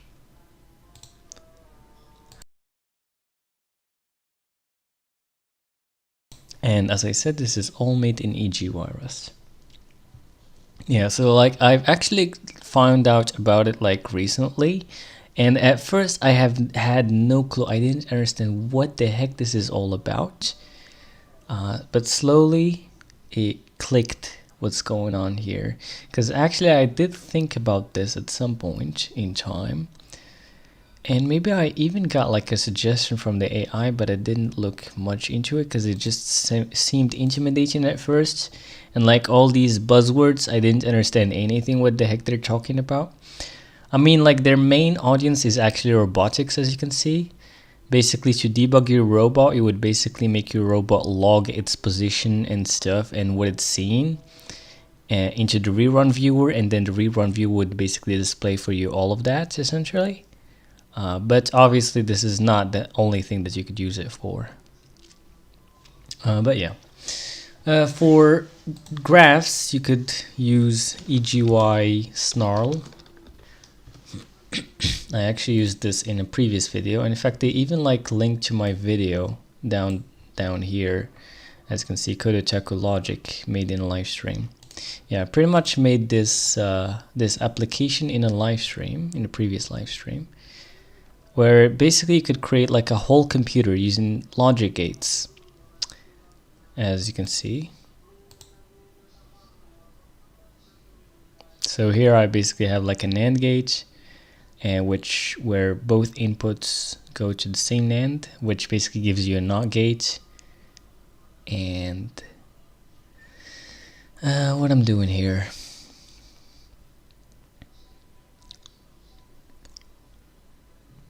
But yeah, so we basically compose these logic gates to create computers, create whichever.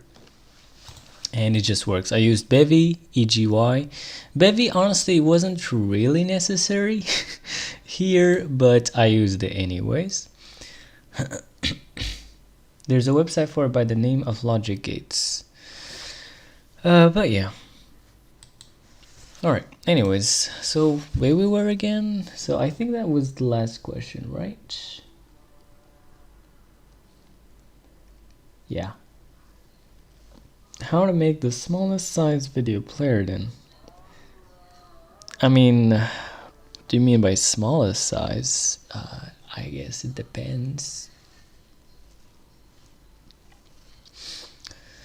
Anyways, let's go back into business right now. Let's see. So wallet some bytes. Result bytes. Okay, interesting. Well, first of all, this doloid status. Instead of doloid status, we're gonna call this. In fact, this is good, but we're gonna convert it into an enum instead.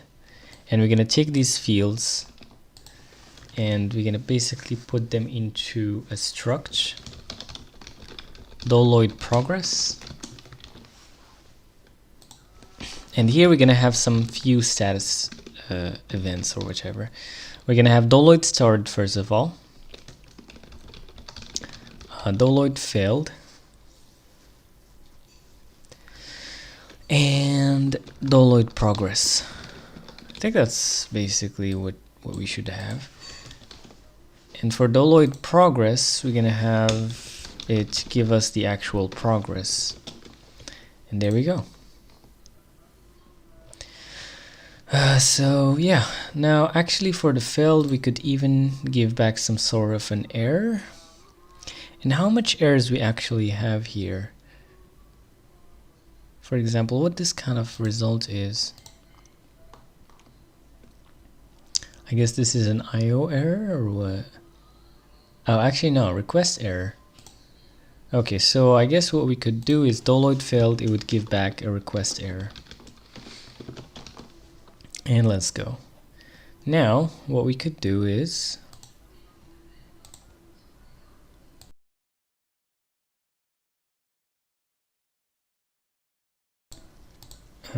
let's see.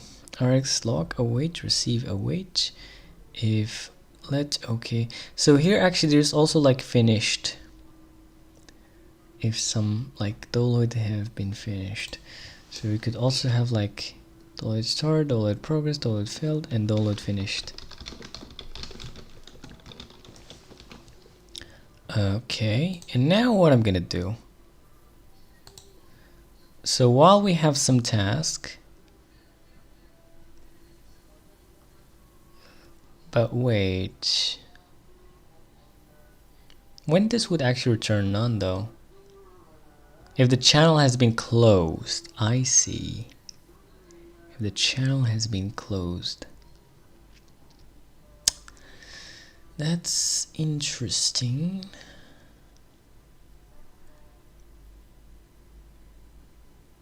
I guess we gotta think about that later on. Anyways, so if let some task, then if let okay, we got a response. Great. Else we're gonna actually give it the error. But to be able to actually do that, we gotta switch on the error though. Yeah, well, match on this guy. Gonna match on this guy. And basically if we got okay, then great. We got a response. And what we could do next is basically this. Else, if we got an error though,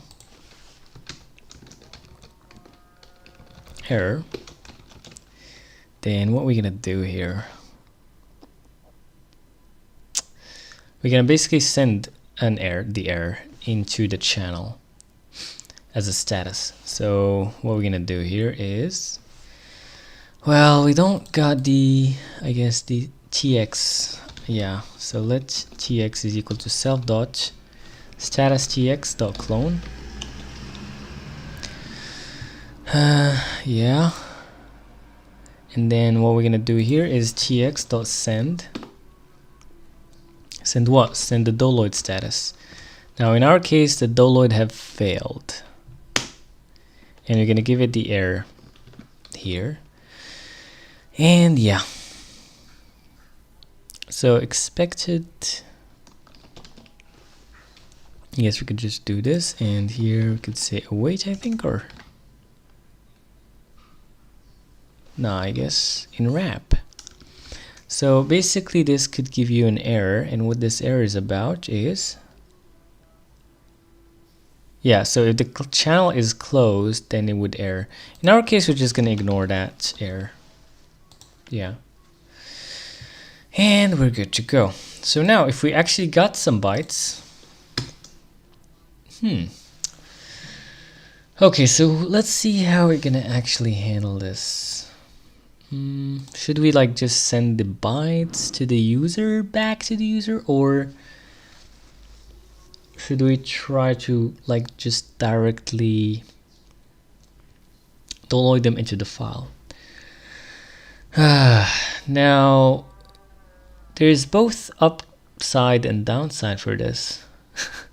So the upside is that this would focus on one thing and one thing only, which is just downloading stuff, and it doesn't care if you're gonna save it to a file or whatever the heck you're gonna do with that.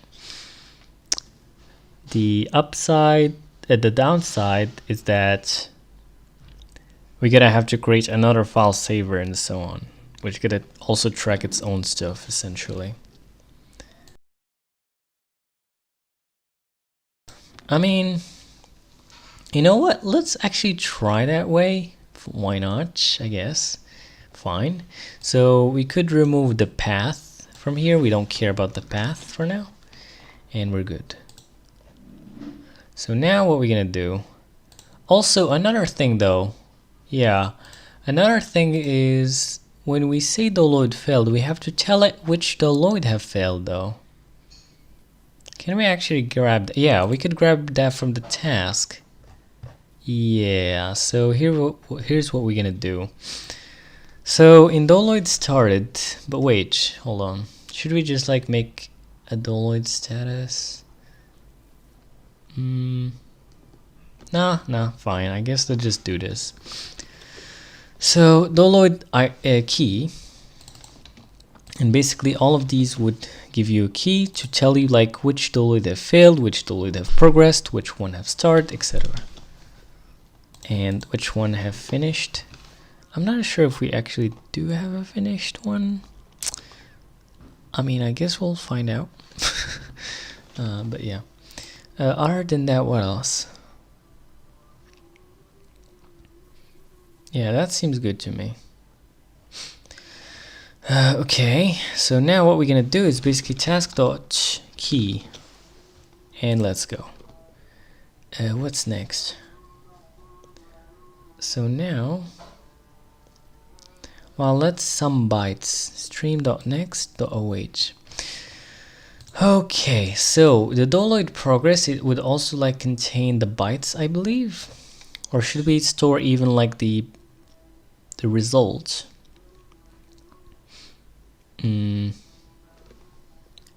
So that's like a request bytes.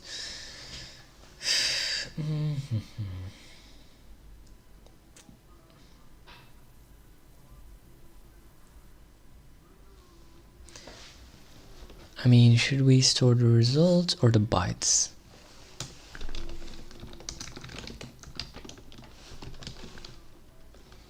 So CDIO bytes, nah, it should be bytes. Wait, bytes, bytes. Does request actually expose bytes? Because there is a crate called bytes. Well, hold on. Request bytes. Nah, I don't think so. I mean, we could check out the request docs really quickly and see the re-exports. And apparently only re-exports CLS. That's strange. Yeah, so you know what? Let's just add bytes. So cargo add bytes, and let's go. And this annoys me. So now we could just remove this. And we're good. So bytes, bytes. I'm gonna ask the AI one thing because it really messed with my head. It's not really like something, you know, end of the world, but it just kind of annoys me. So should I store the request result in doloid progress, or just the bytes, then send the error through doloid failed? I think we should probably do the latter. So basically we would have like the failures in one place, I guess. No? Yeah, there you go. So I just kind of got it to like on my own essentially, but yeah. Alrighty, sure, fine. So then what we're gonna do here is we're gonna match on this too. So match on stream.next-await, and if we got some bytes, then we're gonna send it. So tx send doloid status, doloid progress. And here we're probably going to need the task.key to know which doloid we're talking about, because each worker could be, you know, going through multiple doloids. And since this is a channel, what would happen is that we'd basically, the main thread would push tasks in the doloid function, and whatever, you know, worker thread or worker task is available, it would basically pick up that task and process it. So yeah, so that's cool. Alright, so what we're gonna do here, in fact, doloid progress. I think it needs the doloid progress struct though. Right, or no? Doloid key. Wait. So doloid progress defined multiple times. Where it's defined again? Oh, what the heck? That's strange. Anyways, are you building it for Linux or Windows? If can I wanna test it? And hello SFCTN, welcome to live stream. It's gonna be cross-platform pretty much. And for sure, yep, the smaller it is, the better it is. Low-end device users, says sir. I mean, for video players, you just need FFmpeg. There's not really much you could shave from that, really. Or GStreamer. But yeah. Alright, so what we're gonna do here is we're gonna basically like just ignore the error of tx.send. But things are getting hairy right here.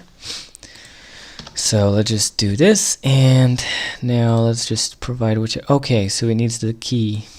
Yeah, task.key, and here the doloid progress. So the size, the total size of the doloid, and the bytes. So the doloid size, or sorry, the total size, we could easily get that. We could get that from the client request. Where did we? Yeah, we did it here. Well, yeah, we did it here, right? So this is the total size. It's essentially just response length, I believe, or something. Content length, yeah, I guess. But wait, it is actually could be none. I'm not sure if this really... I mean, for now, let's just say in wrap for this one. I gotta like revisit this later on.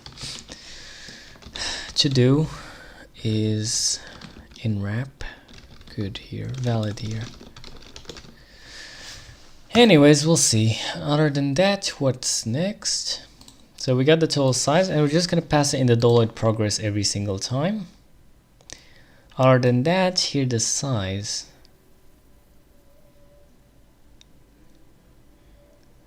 The size. So for the size, we're just gonna like calculate it. So we're gonna keep track of that. And where we're gonna basically put it is in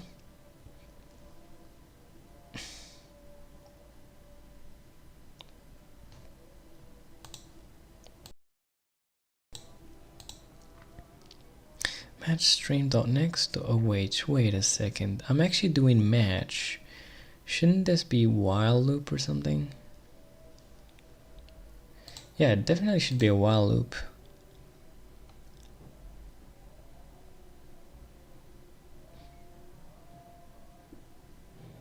Yeah. Okay, well, how are we gonna do this? While let item, I guess, is equal to this. And then we're gonna basically match the await, then basically match on, I guess, item. No?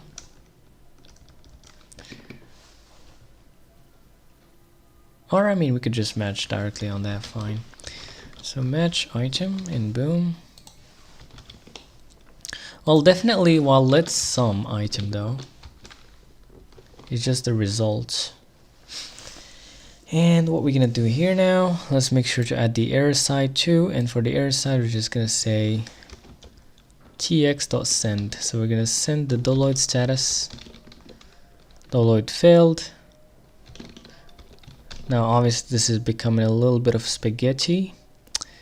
So we gotta find out a way to make it a little better, but we'll see about that in a second. And yeah, let's go. Now the bytes, we're gonna send them in the doloid progress, right? Boom, let's go. Now the size. Okay, so let's keep track of the size. We're gonna keep track of it outside of this loop. We're gonna say size is equal to 0 at first.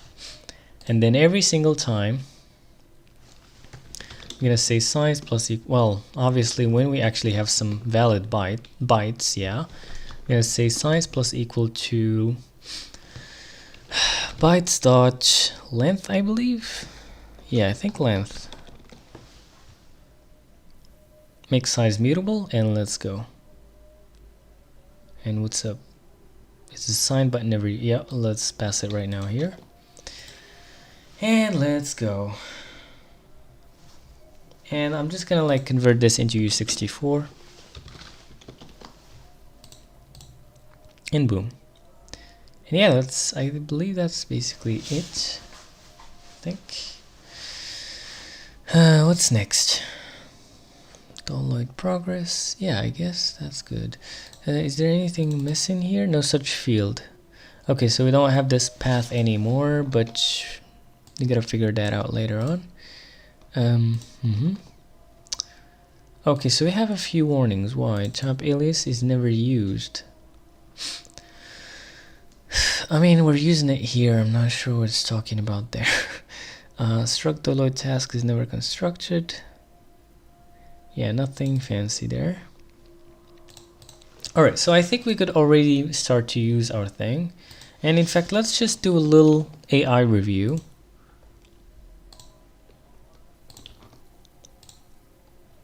And let's see what it's gonna say. It's not safe. The line is a problem. Content length returns, meaning HTTP response do not include the content length header, especially when transfer encoding is chunked. Streaming APIs, some CDNs, and compressed responses. So in wrap can panic. Use option U64 in your progress struct.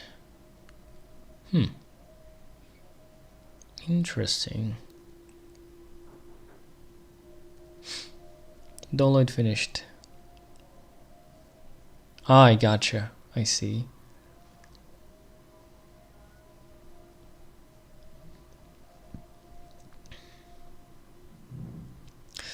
But this does not limit concurrent downloads. It only limits queue capacity. I mean, that's true. But like if you have multiple workers, I mean, that's like the theoretical maximum kind of if you have enough workers though, but whatever. Your loop processes downloads sequentially. Spawn a task per download. I mean, honestly, since we're using tasks, I guess we could go with that.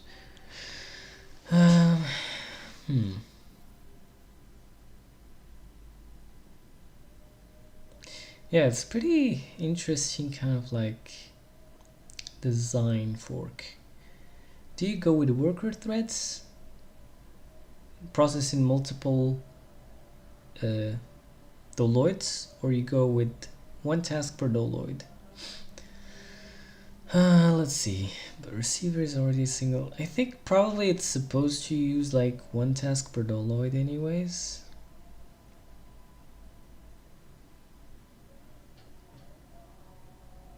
Give it to me straight. I was wondering, should I learn Rust? What's your goals?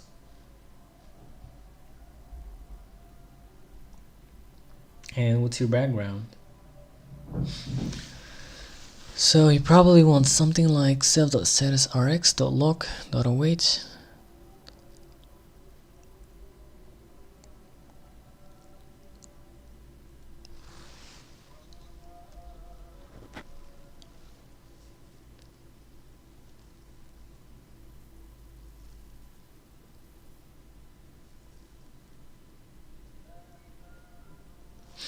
Okay, so multiple worker tasks versus task per download in a table. Your architecture is good in the idiomatic for us async channel queue progress streaming event system.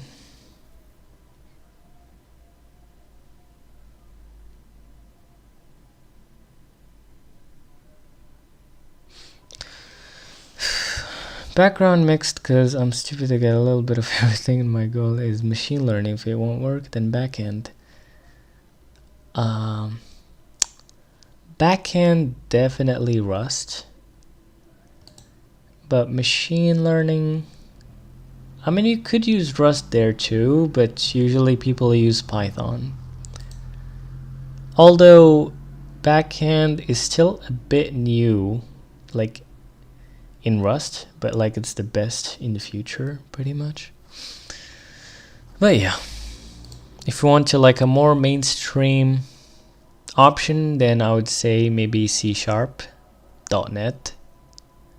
or like web.net, or what was it called? Don't remember exactly, but yeah. Finally someone agrees Rust is better. Rust, I know it's new to backend, but it's coming strong. Yeah, Rust in the future, it's gonna be crazy because of the ecosystem. Rust ecosystem is very unified and it's growing very strongly. So like, yeah, we're like ants. Every person create like, or should I say, every group creates their own library and everyone else depends on it and so on. So we're really going strong. Anyways, what we got here. Very predictable, potentially many tasks, good for large job queues, also scales well because Tokio tasks are lightweight, jobs wait in queue until a worker is free, jobs start immediately in less than 4 blocks.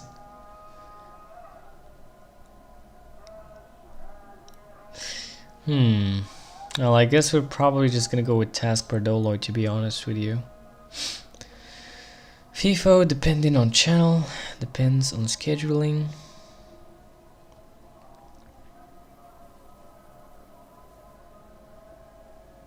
You basically Tokio spawn and then use the semaphore to kind of limit how much tasks are basically spawned, but yeah. Yeah, sure, SVCTN, thank you. Low and predictable. Memory footprint, higher for many downloads. Harder per job, easy aboard the task.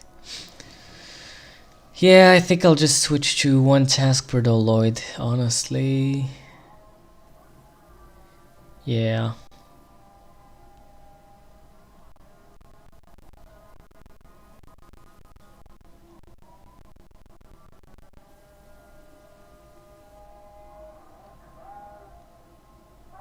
Yeah, okay, sure, why not? And that's actually this, like, it would align very well with how ICE actually expects to, you know, kind of consume async stuff. But we'll see how that would work. Worker pools are preferable when jobs are CPU heavy. You must strictly bound memory. Jobs are homogeneous. Queue ordering matters. Example video encoding pipeline.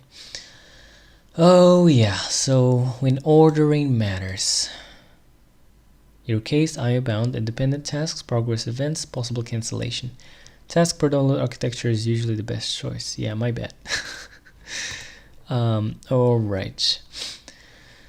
The good news though, we could actually make this way simpler, and at least I've shown you one way of doing it. Right, so yeah, and so first of all, I actually am going to remove this content length in wrap. I'm just going to give it the option directly. So how are we going to do that? And actually doing it that way would really make things way simpler for us.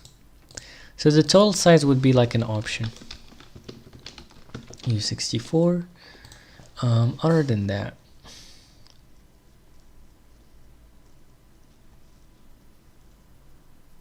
so yeah, I think unfortunately we're just going to remove all this business. And the great news though, I think we probably don't need these anymore either. I mean, let's try to create a separate thing, which I guess maybe like download async. Let's call it download async for now, and let's see where this goes. And so what this would return, it would return a stream, an asynchronous stream, so kind of like an async iterator. And it would basically do something similar to, well, download. I think it would basically take in, or no?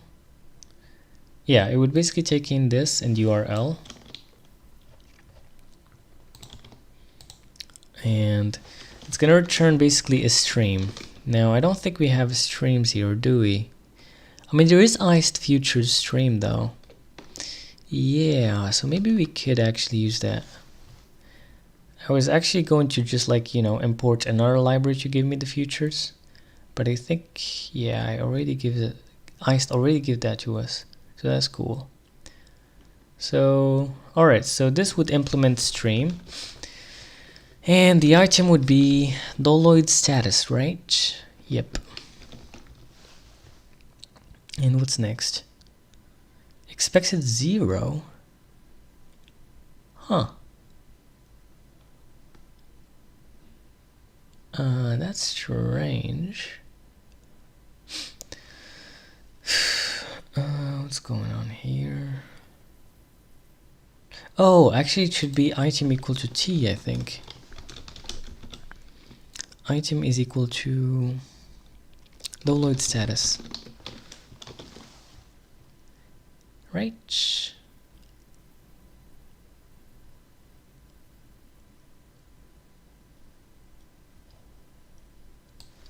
Hold on, let me ask the AI here. Why I can't do this? Can't implement.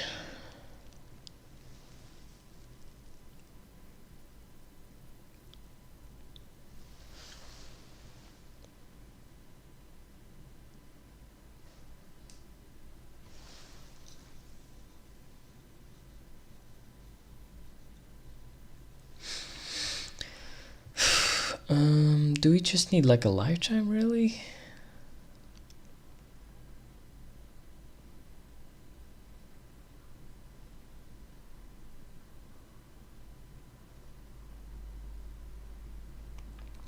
I mean, yeah, this is exactly what I mean. Impulse stream item is equal to download status. I mean, there is this like library called async stream, which kind of allows you to basically use this yield, but there's no need. But we could go with this one. This is what I like. So this is similar to this one, but without the macro and without even the library either. And yeah, Tokio stream wrappers inbounded receiver stream. Okay, so let's just create first of all a channel. Why not? TXRX is equal to MPSC inbounded channel. Perfect. Next step, we're gonna basically spawn a new task, and what that task is the doloid task. Gotcha.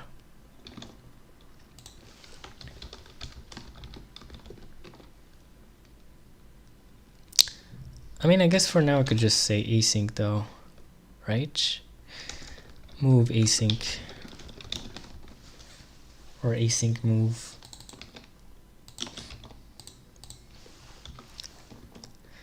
And then what we do next is basically we wrap that RX in an inbounded receiver stream and we give it to the user. So the user doesn't really have to, you know, juggle RX and TX and stuff. They just get a single stream and they use it, which is very ergonomic and exactly what ICE expects for its API. So yeah, inbounded receiver stream. I wonder if ICE actually gives us such an object, or should we just use the library? No, I don't think so. So we gotta add Tokio stream, apparently. There you go. Tokio stream, and now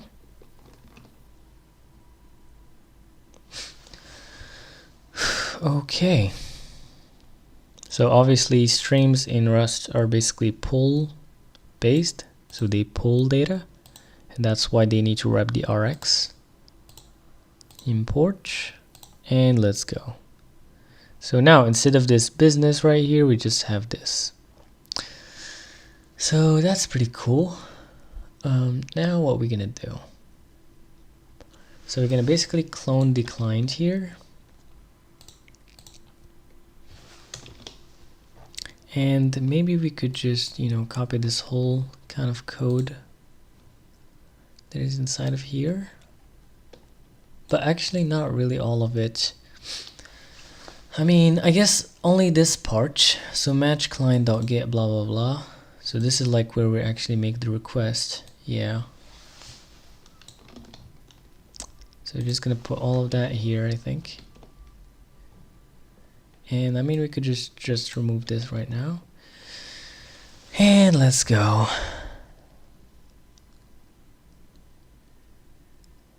And I believe we don't even need doloid anymore. But wait, where are we gonna grab the key and stuff? Well, I think we're just probably just gonna create it here. Yeah, so I think, yeah, let's just grab this key here, I believe. And let's grab this doloid task too. And we don't need this.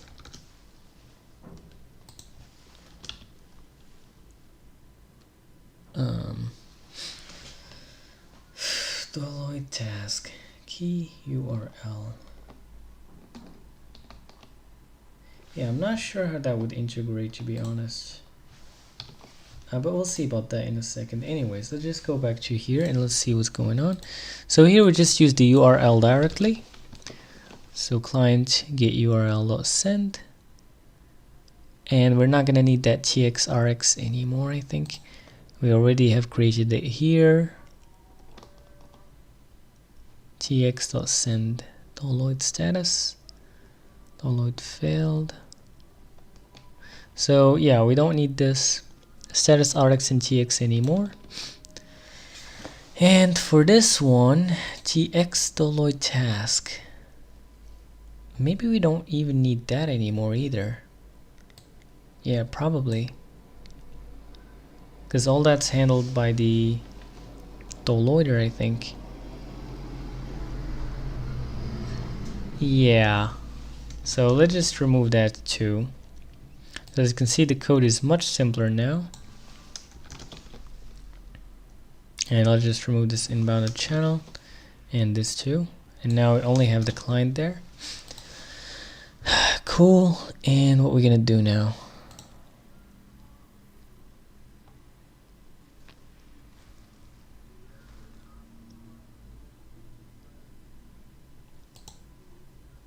Get a response.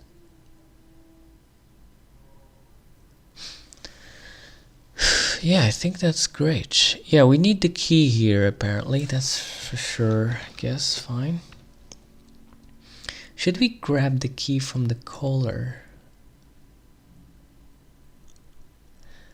Good question. Or should we return it?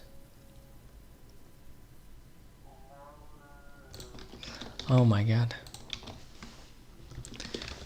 Should we return the key to the caller? Or just grab one from them? To generate the key inside the downloader and return it. Yeah. Caller provides the key.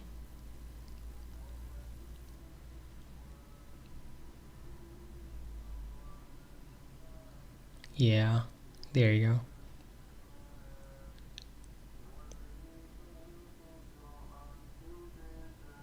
You technically don't need keys, huh?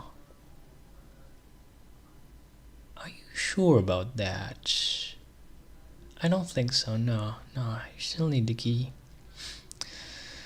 But yeah, this is often the cleanest design if downloads are not multiplexed.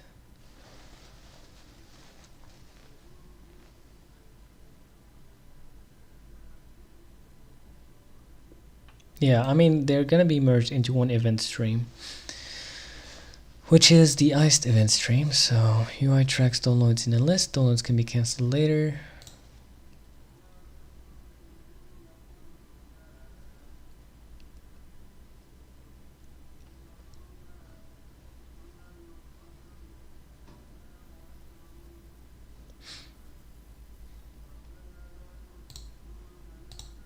You know what? For now, let's just grab the key from the user. Fine. And this is gonna be the download key, and we're good to go. And so the key, download progress. We're gonna use it here too, and here, and let's go. Alright, I think that's good. Okay, we don't need this anymore. And let's go. We could even add a semaphore maybe to limit like the tasks that are spawned, but no need for now. Alright, so I guess let's just start using this actually. Yeah, I think let's just start using it. 'Cause we're pretty much done here. Yeah. No, we still need one last thing. So once we get to here, the moment where we're gonna start like to, you know, use the stream or consume the stream, we're gonna send an event.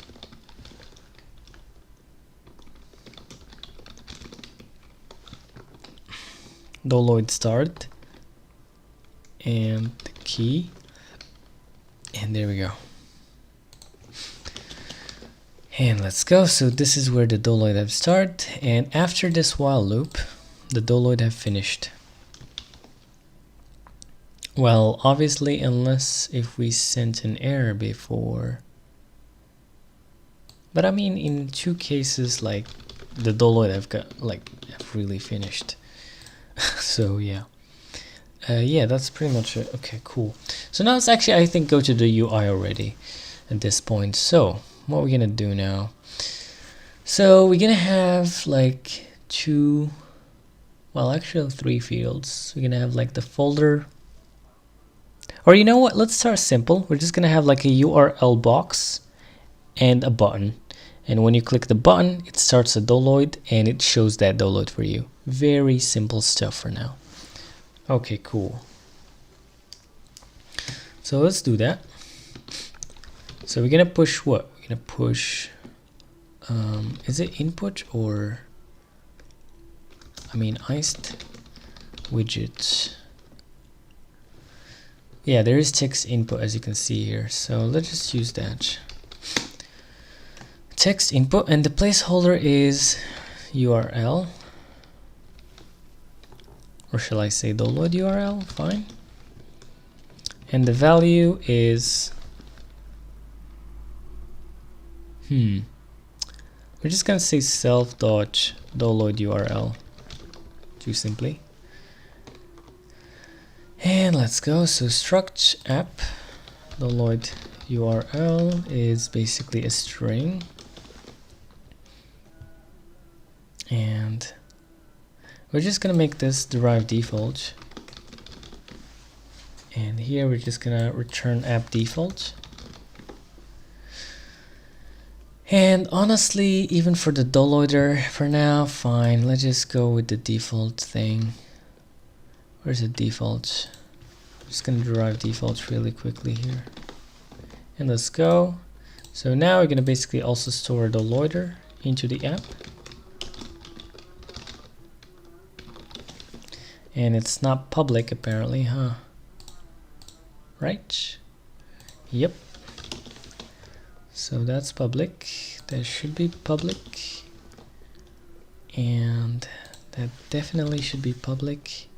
I mean, all these fields should be public. What else? I'm not sure about the other ones, but for now we're good. Pubfn download, and no need for async here. Let's just call it only download. And great. Okay, so this is the downloader. We're gonna import it now.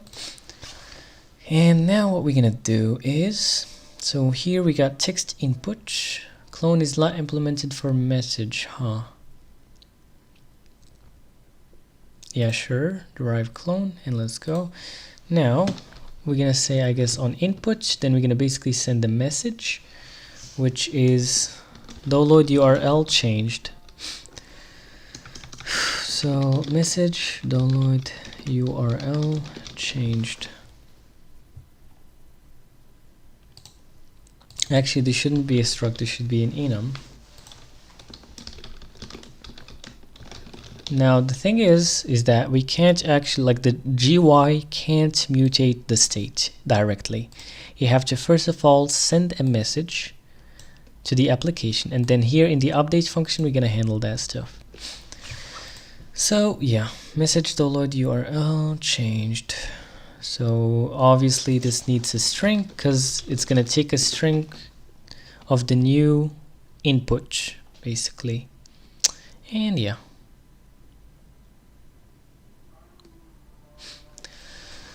alrighty, cool.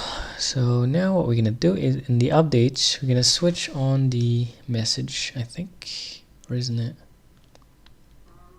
Yeah, let's switch on the message, or sorry, match on the message. And if we got download URL changed, here's the new URL text, or like string, and we're gonna basically parse that. We're gonna try to parse that first. So if or shall I say match, or what?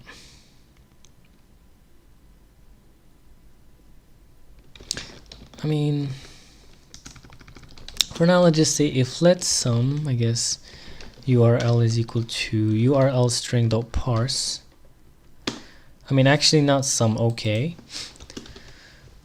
Then what we're gonna do, URL string dot parse, then we're gonna basically use that URL. Okay, what's going on here? Hold on.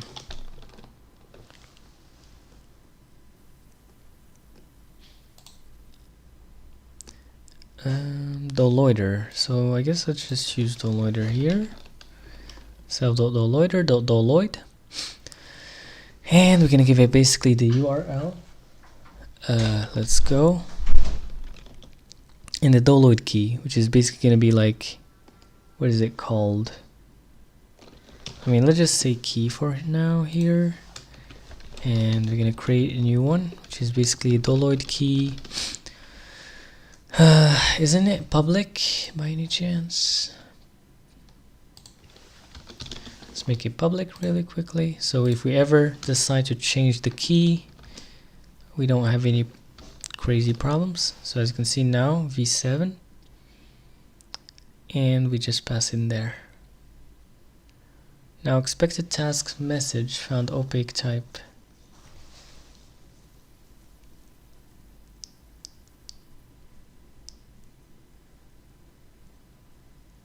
Oh yeah, so we gotta basically wrap this into a task, a streaming task, I think. So there's like perform and there's stream. There we go. And you just give it the stream. I'm not sure how this would actually work with our message struct, but we'll see. So expected task message found task doloid status. I see. Honestly, let's see what the AI would say about this. I mean, I see what the problem is, but I'm not sure what's the best way to go about it. Because basically what's happening here is that to make this work, our doloider should kind of like emit a message instead of the doloid status or something like that. But yeah. All right.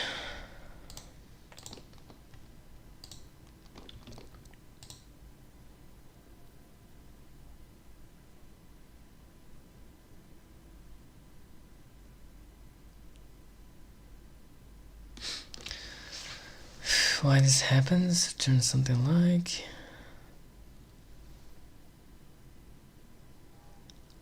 Okay, gotcha, bro. Map the doloid status to message. Okay, and then here in the message we say doloid update, doloid status. Yeah, that's perfect. That's perfect. So basically you do doloid URL, or wait, no, doloid update, sorry. And then here we have doloid status. And what's up? Derive clone, sure. And now we're gonna basically map this. Map what? Map to basically message doloid update. And that's perfect. Now else, I guess we're just gonna go with task none. And what we're gonna do next, so we're gonna make sure that we cover all the other stuff then too. Now we're gonna make sure to set the URL though, so like the doloid URL, and honestly I'm gonna rename it to doloid URL string. I think, or actually no, just store the URL, the parsed URL in fact, maybe. Would that work?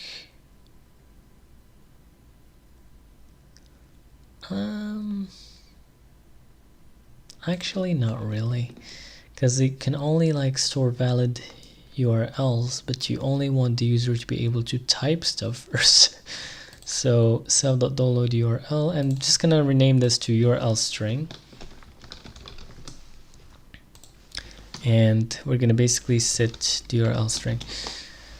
Okay, so basically the UI only tells you what happened, and then you have to basically update your app state, including updating these what the user sees in the UI itself, as you can see here. So yeah, so next we value used after being moved. Gotcha. So let's just clone this and let's go. So now it's up.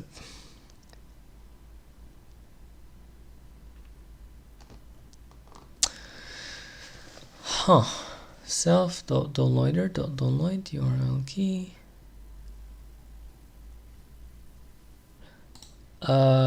This shouldn't be mutable, I think. Isn't it? Am I dependent on something from self, or what is going on here?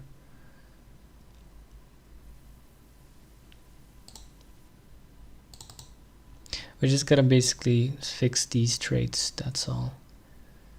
Oh, request error doesn't implement clone. That sucks. Well, since it doesn't implement clone, well, one easy fix though, we could just wrap it in an arc or RC or whatever and call it a day. Let's actually ask the AI.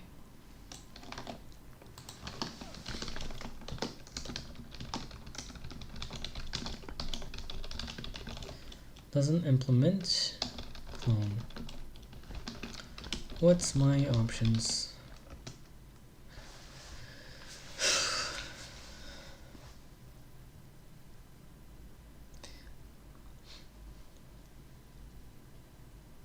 Yeah, so that's what I thought.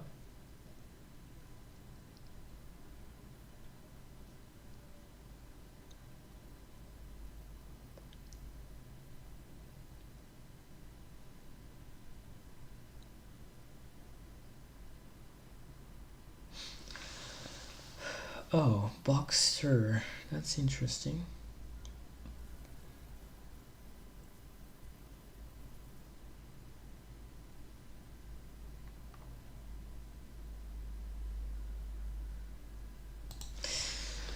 I mean, what's the best?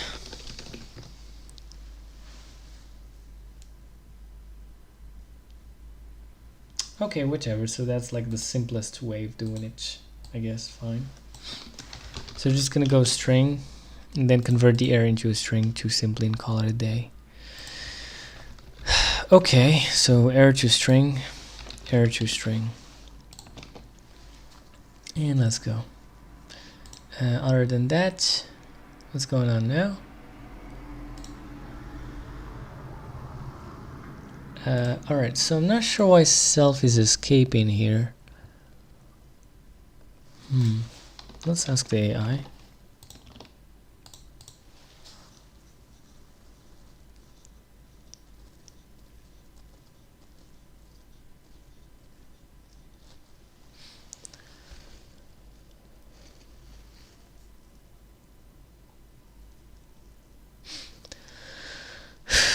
Send plus static, so Rust complains.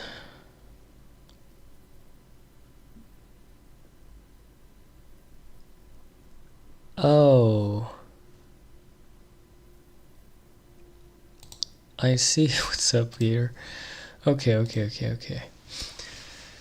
So let's just derive clone, because you know client here is easily clonable. And then we're basically going to create a new downloader or clone a new downloader. So we're going to say self.downloader.clone. And then we're just going to use this downloader here and call it a day.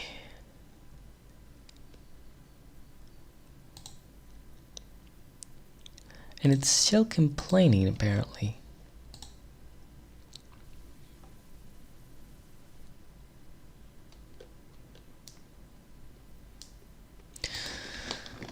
Let's see what the AI would say.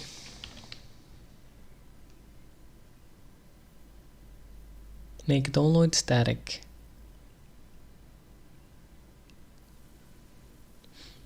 Oh, request client. All right.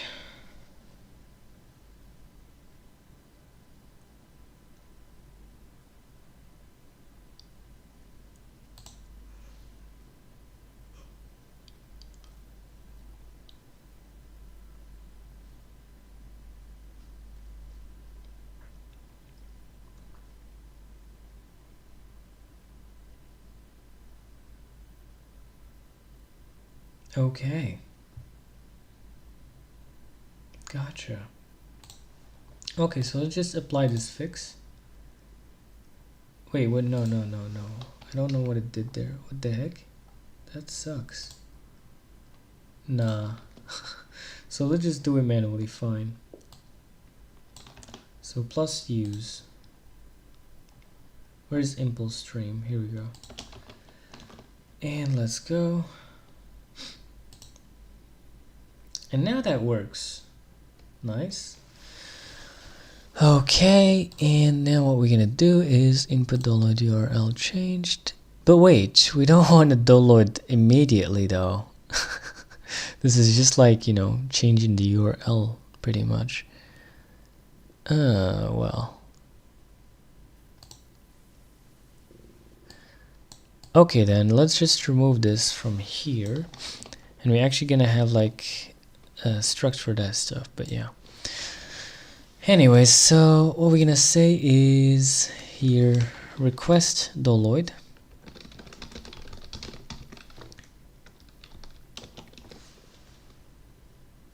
I'm not sure what we're gonna need there, but we'll see. Other than that, so after the text input, we're gonna basically push another element in the same row. Yeah. So what we're gonna do basically is have a new row.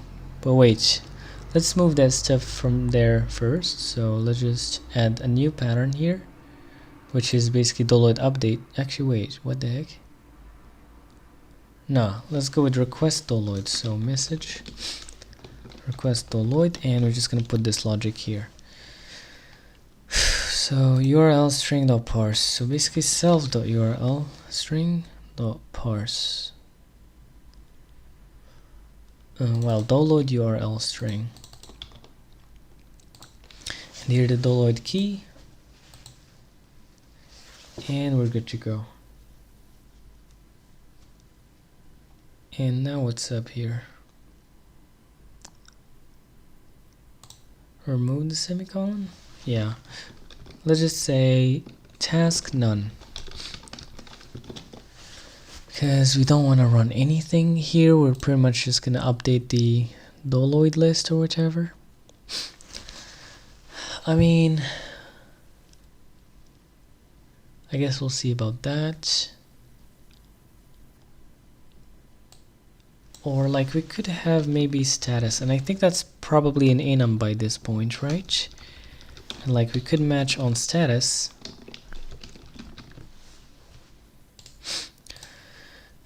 And essentially, wait, what? No.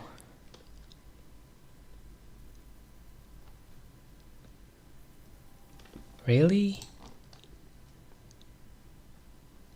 No, it's this way, so why did that?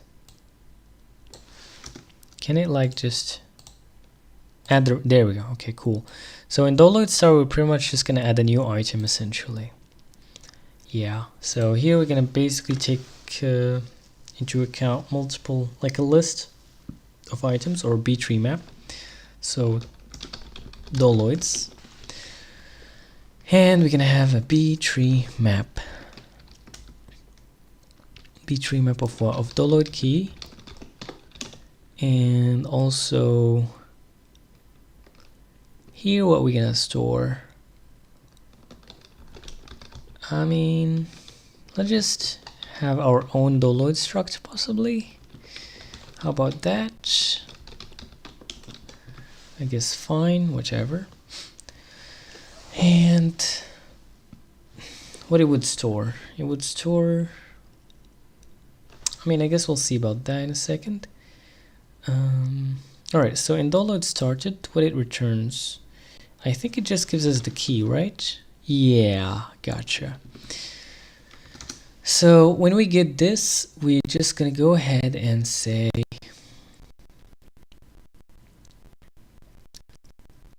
self.downloads.push, right? Or .insert. We still need that task none and stuff.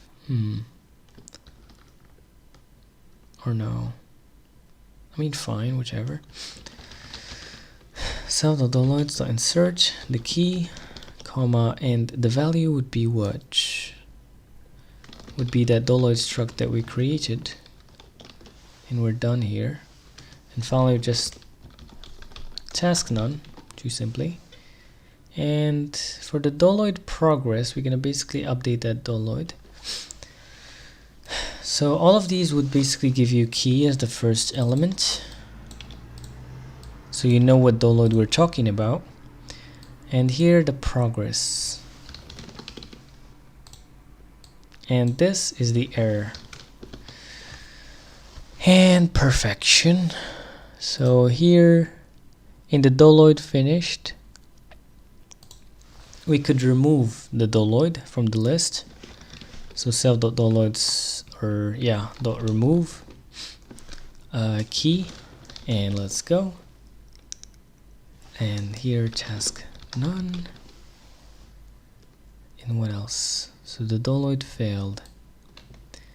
Oh, we're gonna do similar thing here. If the doloid fails, I mean, later on we should probably just like kind of make it into an error state. Actually, no, you know what I'm gonna do?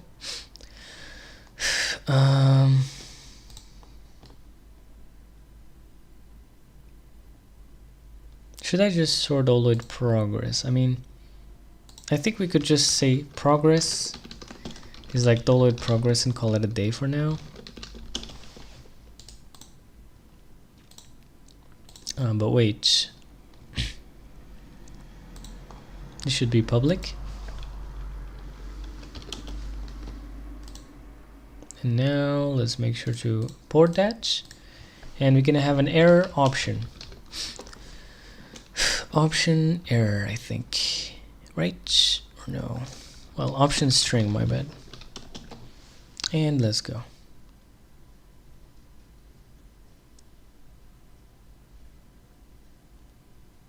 And what we're gonna do here is just self.doloids get the key, or can I just say maybe key like this? No? Can I? I wonder. Yeah, I mean, I guess so, maybe. But let's make sure to add that task none here,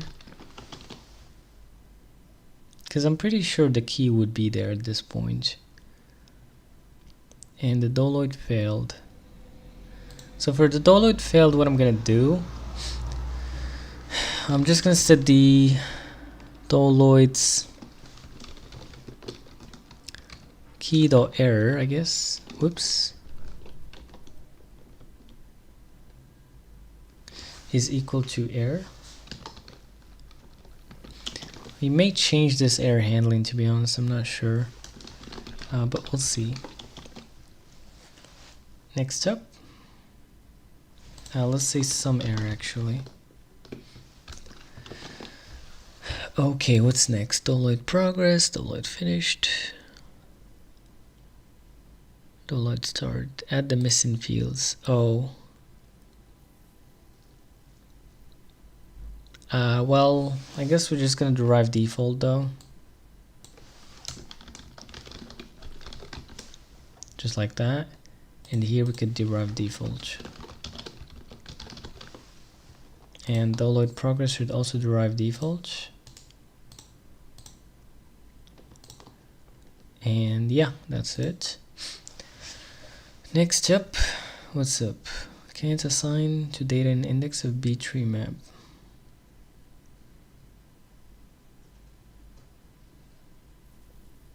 Really? Okay, I guess I'll just use get mutable. Get mute key dot in wrap for now.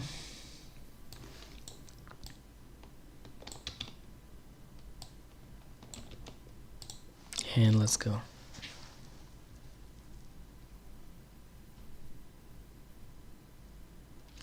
All right, I think that's great. That's great.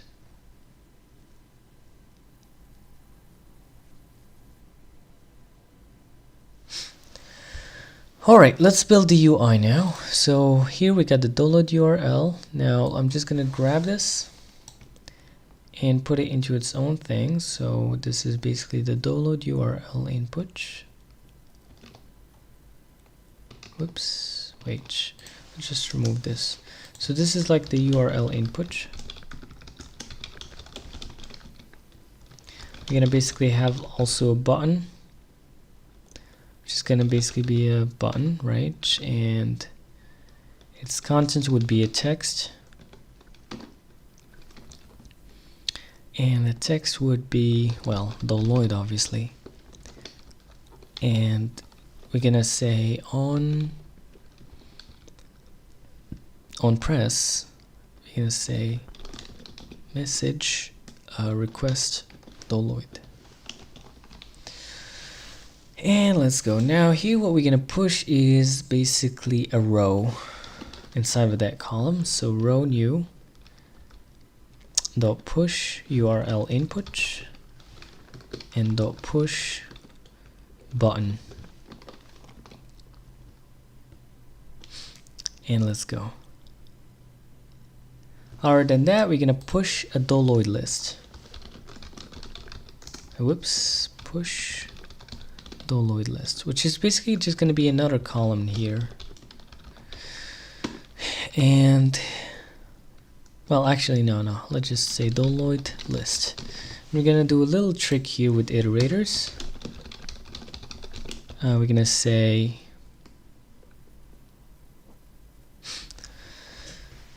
let's see. Can we say std iter fold maybe? Yeah, I remember there was like some. Should we just like say column new fold? I don't think.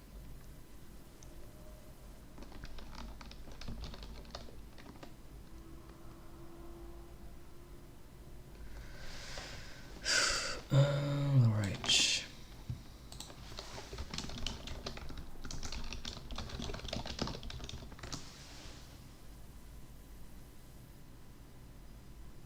No, that's not what I meant.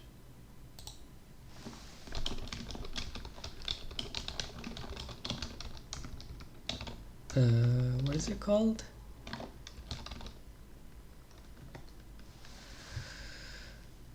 Iterator fold. Oh, item. Oh yeah, my bad. So we're just gonna say self downloads. Yeah. So that's what I was thinking about essentially. And then you say iter fold, and then basically give it the init, which is essentially a column. We're gonna start off from a column, and then we're gonna get this function, which basically gonna give you the column and the download. And then you could do basically anything you want with both. In our case, we're just gonna say column.push download. Wait, no. Here we gotta actually construct the UI for the download item. And for that, we're gonna say, all right, let's see. What kind of widgets we have already?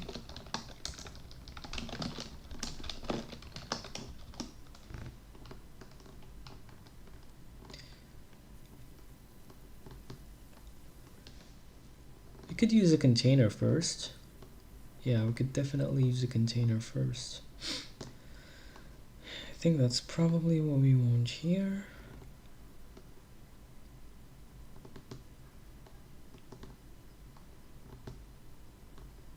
There's even shaders. Interesting. There's text,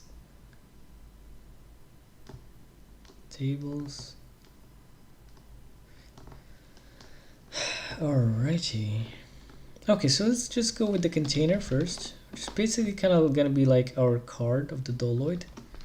I wonder if I could make it round. I probably could. So now that we got a container, actually let's just import this. Import, and then I think you basically give us something inside of this. Okay, so in our case we would be a column essentially. There you go. And then we're gonna push what? First of all, we're gonna push, let's say, the URL of the download. How about that? Download dodge. Oh wait, because this is a B-tree map, it would give you the ID first, then the download. So let's just do that, and now we can say .progress dodge. Oh well, we gotta store the URL there too. Sure thing. So, and let's just start the URL here for really quickly. Request URL, and what's up? Okay, default is not implemented for that, huh? Wow, that sucks. Alright, whatever, let's just say string.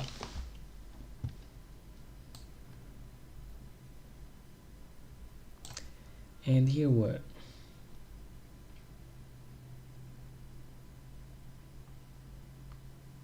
Oh, this is gonna be text first. So text, download URL. No.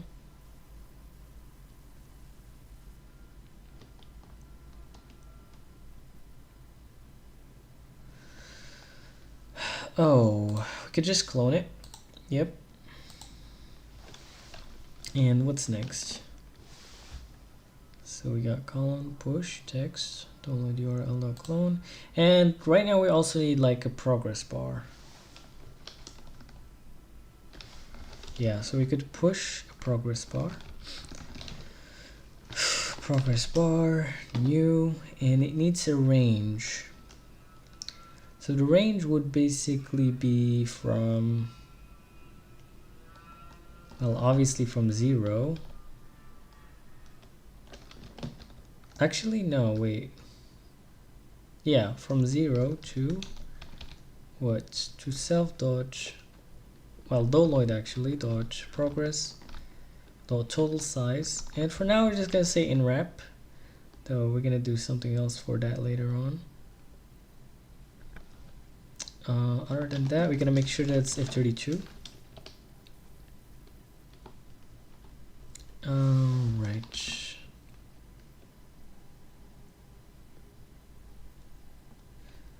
So expected range inclusive found range of 32. Does it like mean this? Yeah, it means that. Okay, next up what we're gonna need is the value, right? So the value would be download. Wait. Progress total size dot in wrap as f32 divided by download progress size as f32. So basically calculate the fraction, and we're good to go. We're not using the ID here, and yeah.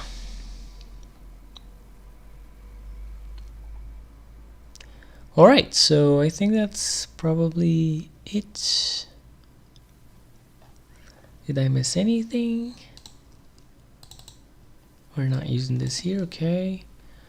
Alright, I guess let's just try this and find out if it's working or not. So, as you can see, we got like a download URL box and we got a download button. So let's just look for something heavy. Let's look, for example, for crates IO dump db link or db dump or whichever.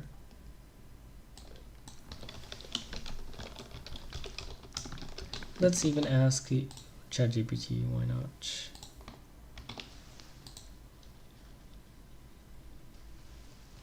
Come on, there you go. So it's basically an archive which is around like 1 GB. So let's just try to test with it. Download. And yeah, we got something on the screen at least. But I'm not sure if it's really working out here. I mean, as you can see,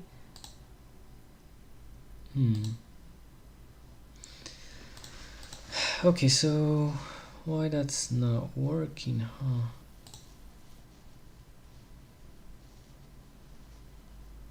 Okay, mutable in wrap progress is equal to progress.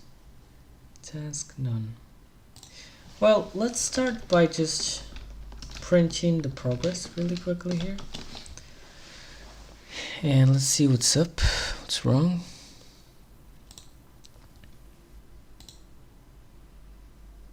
Whoops.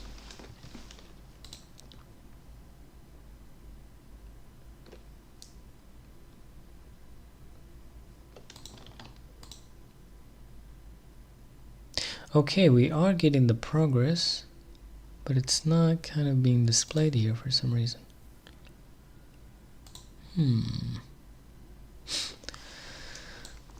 Get mute key in wrap.progress.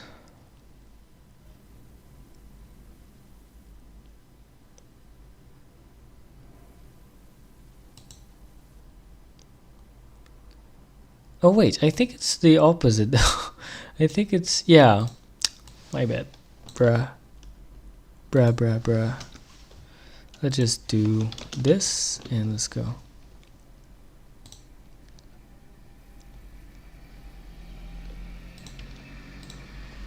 Whoops, wait, not that. Let me grab this.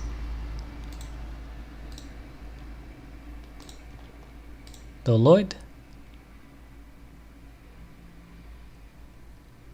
Huh. I can't really tell if this is the load or not. You know what? Let's add something. Let's add a percentage. So this is basically the fraction or the progress, whichever you want to call it.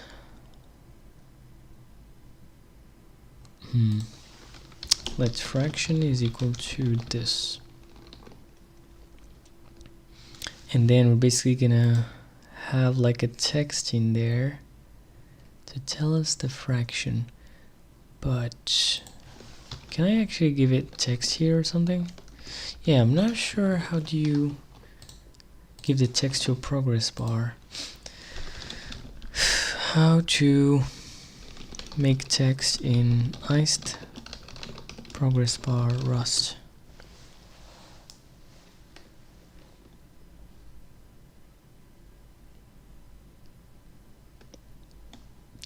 Okay, so that's what a stack is for? Really? No.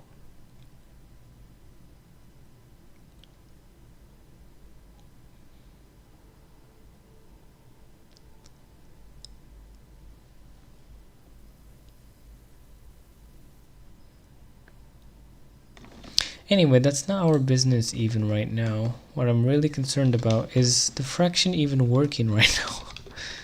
That's the real question right now. Wait. Oh, come on. You know what? Let me just set that as a default value, I guess. Why not? Let's grab this. Set it as a default value so we could test with it easily. Okay, so, well, we're currently using the default. You know what? Anyways, let's just do it manually, fine. And this is the fraction.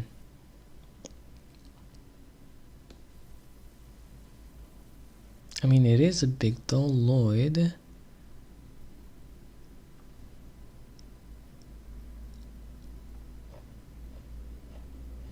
That's strange.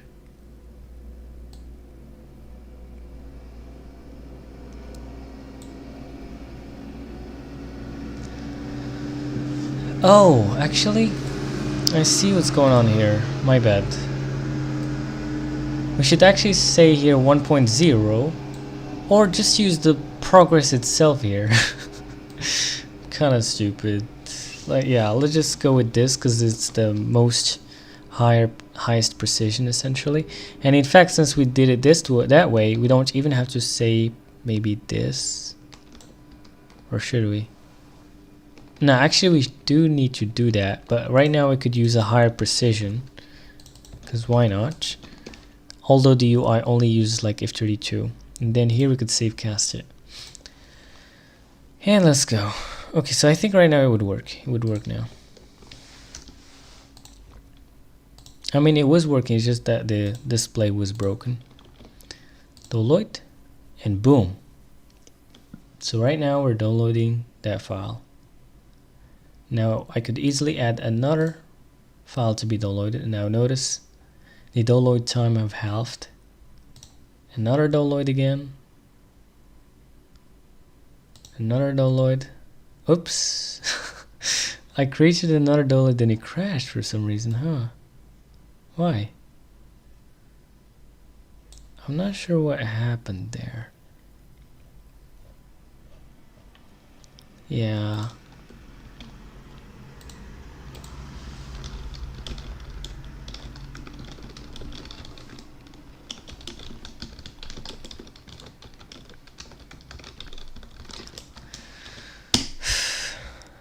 Whoops.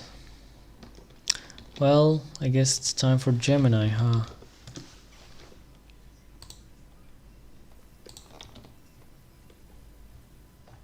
Actually, wait.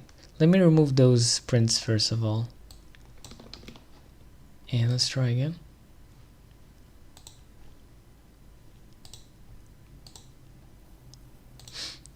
Let me grab this link and let's come here, download URL, download,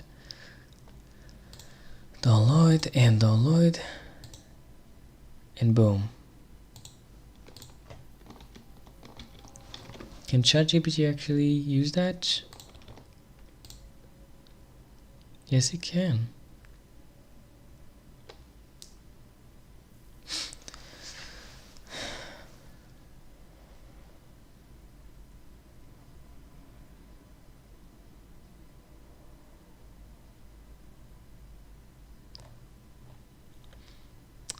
That's weird. That happened after 3 downloads. Is maybe like the server doesn't give us like a valid request or something after 3 downloads?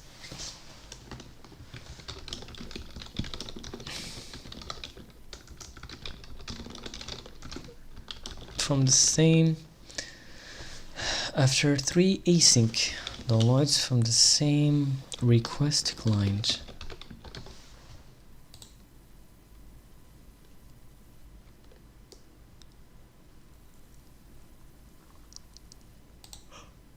Line 80, so pretty much here, yeah, the total size is basically in wrap.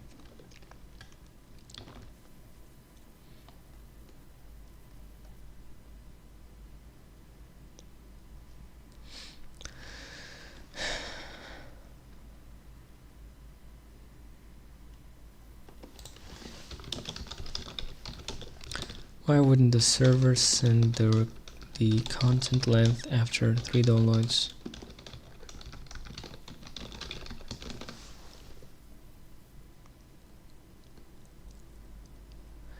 I mean, we could definitely like support that too by just like displaying some sort of like unknown size slider, but we need to know why this is the case first. Many responses legitimately omitted. Nah, what the heck?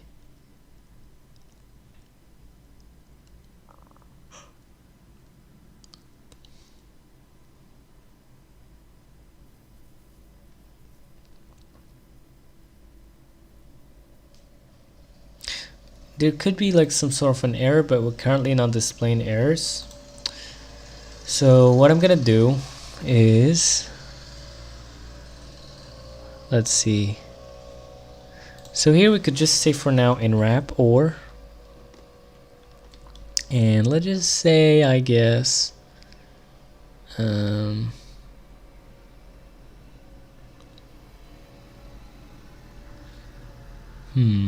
let's go with 1, fine, whichever. And yeah, so expected, actually let's just go to 1 like this. And, or no, total size. Well, I mean, I guess whatever for now. I just want to test if this even works. Or is there some deeper problem in here. Okay, where is that again?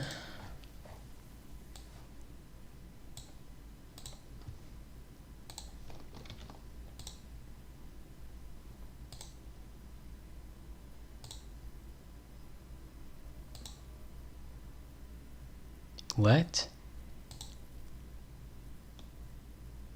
So it's working just fine. That's strange. Look at that. As you can see, you could send as much requests as you want, which is sick. Okay, so obviously it's sharing the same client because that's more efficient than creating one client per request.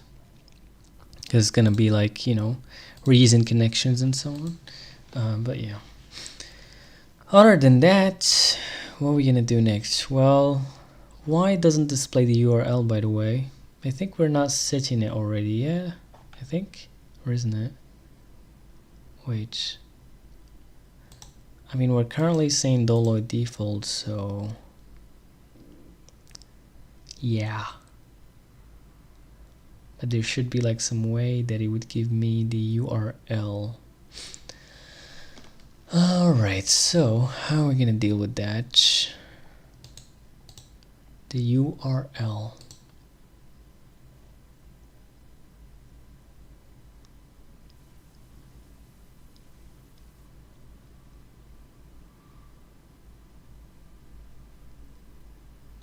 Can the Doloid start just give me like the actual URL that it is actually using? I mean, I guess we could start there. Yeah. So like you would go with the URL, and then what would happen is that here Doloid start, and it would give you the actual URL, like, because it could happen that there was like some redirection of the URL or something. So what we should do is response dot URL dot clone, obviously.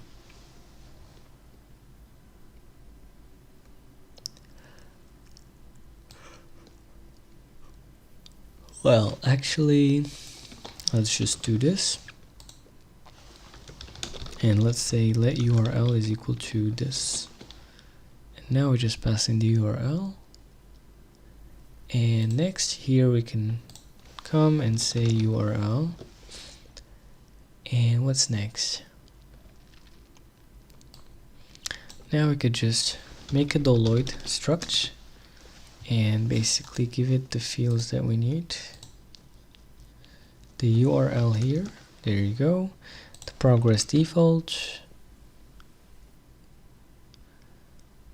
Oh, let's just say URL to string, yeah. And let's go.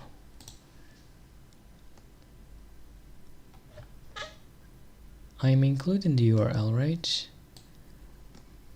I mean, yeah, I am. So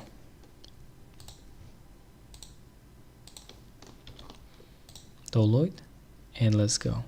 As you can see, it says CloudFront static creates IO. So this is like the actual link that it's, you know, downloading the file from. Okay, so first problem, as you can see, solved. So we are creating like downloading stuff asynchronously with progress and everything. And obviously the progress is coming from the fact that we're asynchronously we're using the streaming way of doing requests. But yeah, next up would be to actually save this into a file, because currently we're not saving it to anything. We're currently just like throwing away the bytes into the void. So how are we gonna handle that? I mean, we are getting it in the progress. In the progress we have the bytes and such. So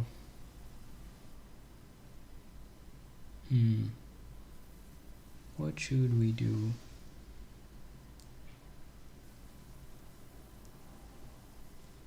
I mean, we could either like write the bytes directly to a file, or we could just stream it in, like keep it in memory, and then later on ask the user if they want to save it or what exactly. All right, let's see what we're gonna do. Wait.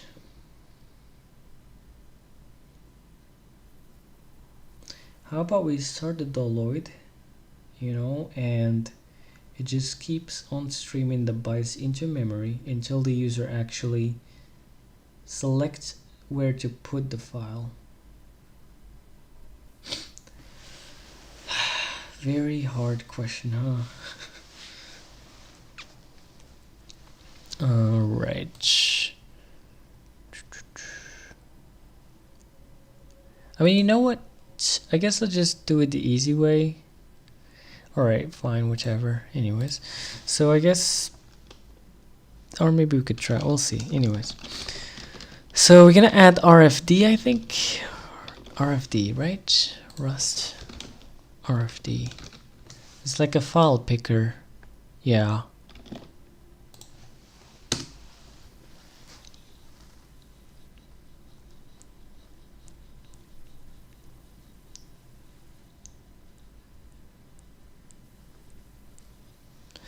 And let's go. And what we're gonna do next. So now that we got RFD,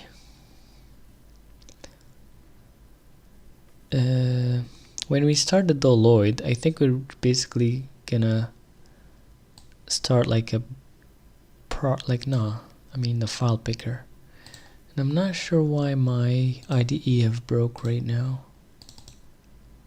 Okay, fine. Alright, I guess let's try. Doloid started.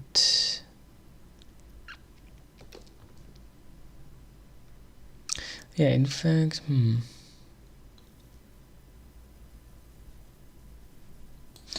mean, whichever. So like task perform, and we're gonna give it a future here, which is in our case RFD and async file dialog. New, right? Yeah, I guess. And then we're gonna try to pick a file, right? And is that it?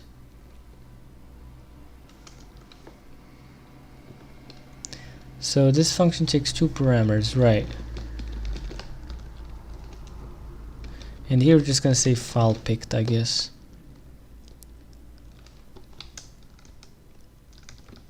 Or like user picked file. Yeah, whichever, file picked, okay. And let's create an enum variant here. File picked.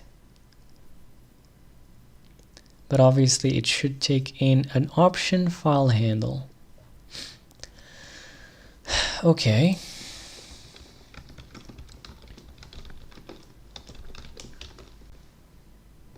RFD file handle. And there you go. So this is how you run like an async function in IST. You know, that is integrated into the event loop of the app itself instead of like separately through Tokio. So it's basically like we've done with the task stream, but this one is for streaming, because here we have like a stream of asynchronous updates. So just instead of using like a channel and then spawning tasks and so on, we just made a function that returns a stream, and then you just give it straight up to task stream, and you know, well, what is this is called again? IST basically takes care of like, you know, submitting that to Tokio, right? So here, task perform RFD async file dialog, new pick file, and once the user have picked a file, it would give us this message. Message file picked. Okay, so let's just add that, and let's see what we're gonna do here.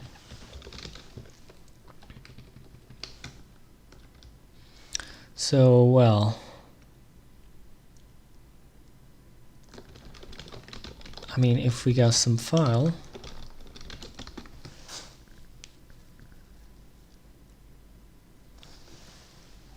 then what we're gonna do here, well, so we kind of just gonna have like some sort of, I mean, can we actually just do it here? Wait, we're currently just like, I see, we're just like currently overriding the progress, so we just get rid of the old bytes. But what we really want to do instead is to just buffer up all those progresses, or like all those bytes at least. So you know what, I think I'm just gonna destructure this into the struct already, so we have more control over what we're doing. Yeah, so let me just grab this part and let's just do this, and we're good. Now, I guess instead of bytes, we could have like a vector of bytes, possibly. How about that?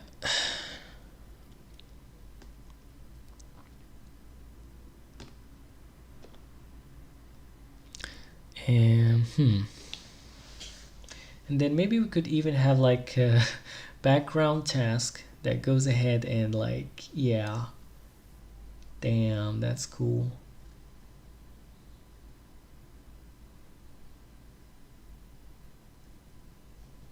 Yeah, that takes the bytes and just like save them. How about that?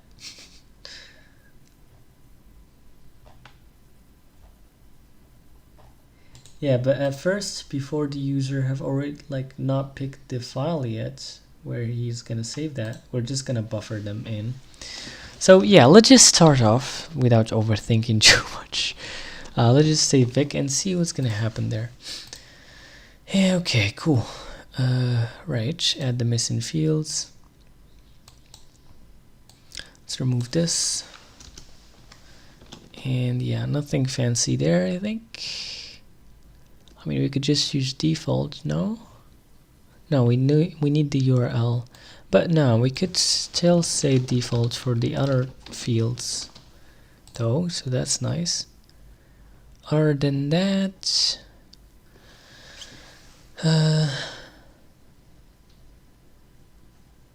so here, progress. We don't have progress anymore.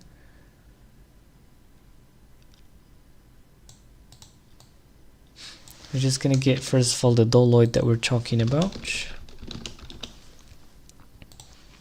Then we're gonna say that doloid dot doloids dot hello to the live stream. Maybe welcome to the live stream. Hello, hello. Do you finish making it, or a lot of work is left? Jumpy mouse 4. I've just noticed that message. I mean, I kind of got like a working prototype very soon. Yeah, pretty much actually we're kind of done, really. I mean, other than obviously some more advanced features that we want to add. Yeah, but we're gonna have like a working version really soon. You can make it like you take size of data and create buffer that size and use that instead of Vic.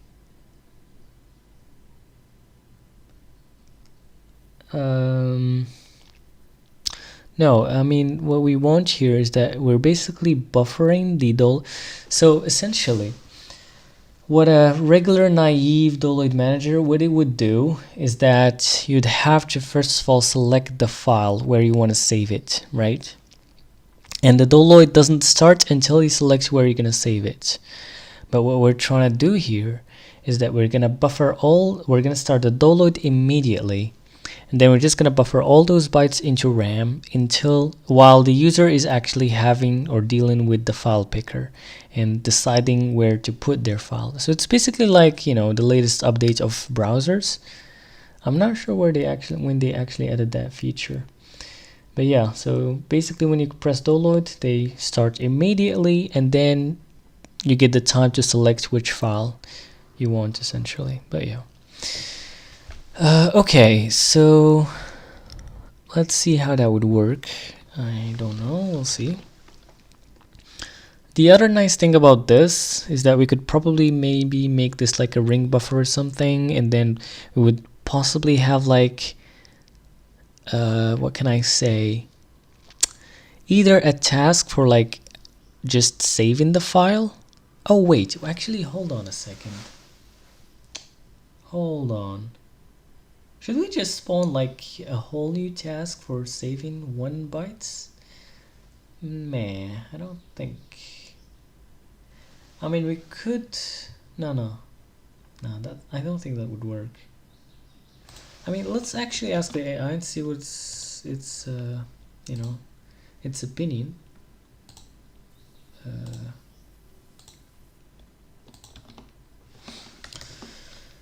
Okay. How should I save? How should I buffer the bytes into memory and save them? Should I start a new task per file, or have a worker task, or what exactly? Let's see what it's gonna say.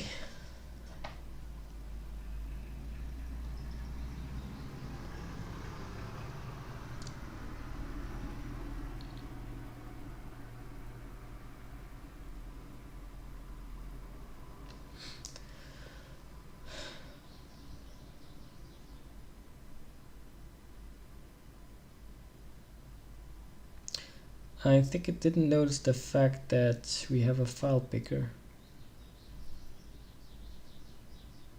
Each download gets its own writer task.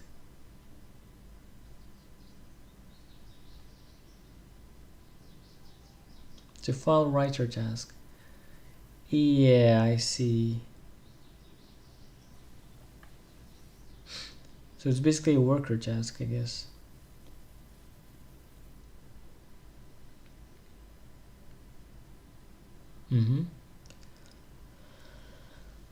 Your progress should carry the chunk.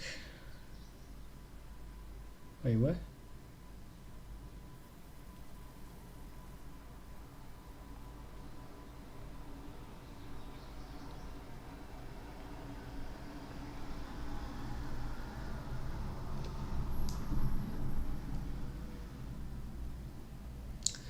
Well, obviously the thing is, it's not going to take too long for the user to select a file.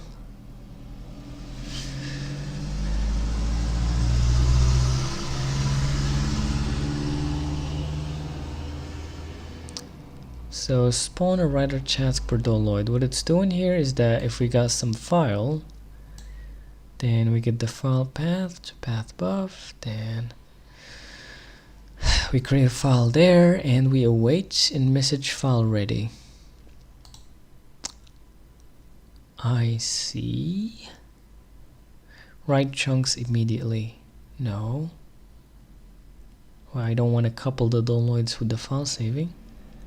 Or no? If let some file, mutable download.file. I mean, yeah, this is also an option. Let chunk is equal chunk.clone. Turn task perform. But I don't know what to feel about like spawning a single task for every single byte chunk. That looks horrendous. And also you have to worry about like creating the file. Yeah. So I think I'll probably go with a worker task, maybe where you just send it through channel, possibly like the bytes, and you're done, maybe.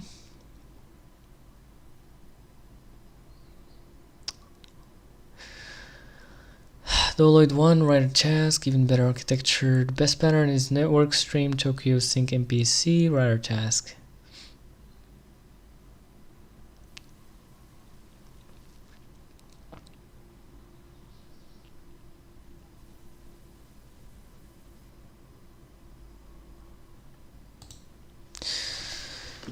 I guess the best is probably worker task per file.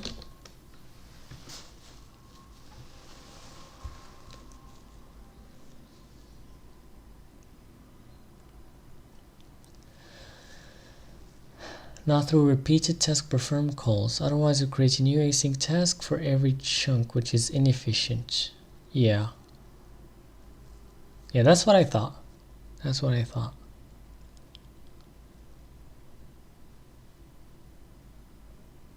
Sender.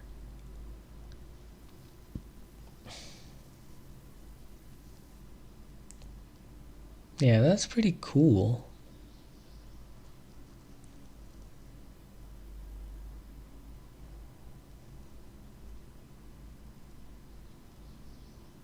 Wait, why it's tracking download size, Shankland? What the heck? Bruh. Close the worker when finished. I mean, speaking of that though, is the downloader really responsible for the progress though? I mean, actually, good question. Do I really wanna bike shit that now?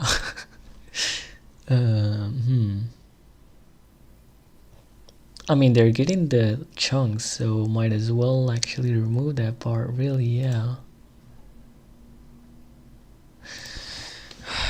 Let's ask the AI. Should the downloader module keep track of the progress size of chunks, or should it only emit chunks?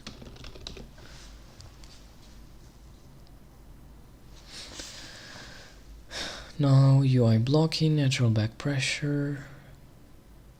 Otherwise, the fast network could fail RAM. Okay, so MPSC would even like stop the network, you know, like not stop, but like, you know, kind of throttle it essentially until the disk, you know, until the disk have gone through a bit of the other ones. This is essentially how real download managers structure it. Yeah, actually that's great. That's perfect. Yeah, channels is the best for this case. Spawn a task per chunk. I don't think that's great engineering there. Should the downloader module? Yeah, short answer, the downloader should only emit chunks and maybe metadata like total size. Progress should be tracked by the app UI layer. Really?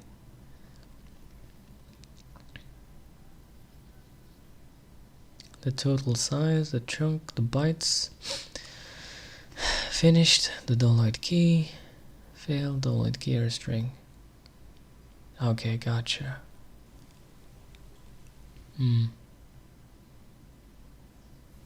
Okay, that's cool.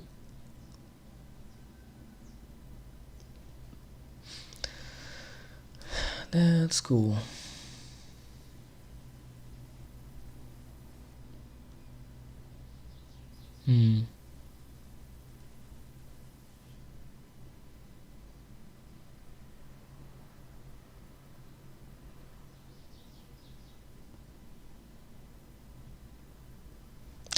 Okay, cool. Sure. We could remove that, fine. So we're gonna basically remove this size, I think, right? Yeah, let's just remove that part and remove this part and remove this part.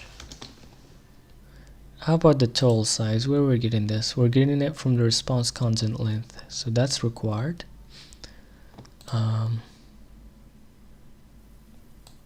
So we don't need size anymore,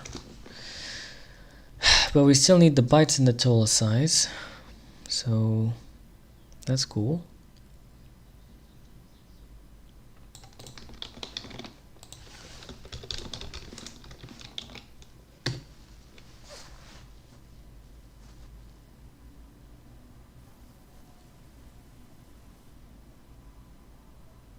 Oh, I see what it's talking about there. Okay, so how are we gonna deal with that then? I'm gonna remove the total size from here, and yeah, we're just gonna basically give it the bytes every time instead of the download progress. So this is basically the download chunk, and when the download starts, we give it the URL and also the total size, which is basically U64. Yeah, cool, love that. Now download start key URL, comma, well, option U64, right? So let's go ahead and do that, and here we're gonna pass in the total size, yeah, and perfect. Now instead of this download progress BS, wait, download key, we do need the download key too. So instead of download progress right now, what we called it, wait, download chunk. Do we even know? No, we don't even need download. Yeah, let's just call this started.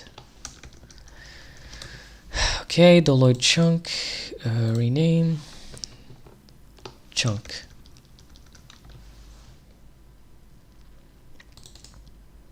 Failed and finished.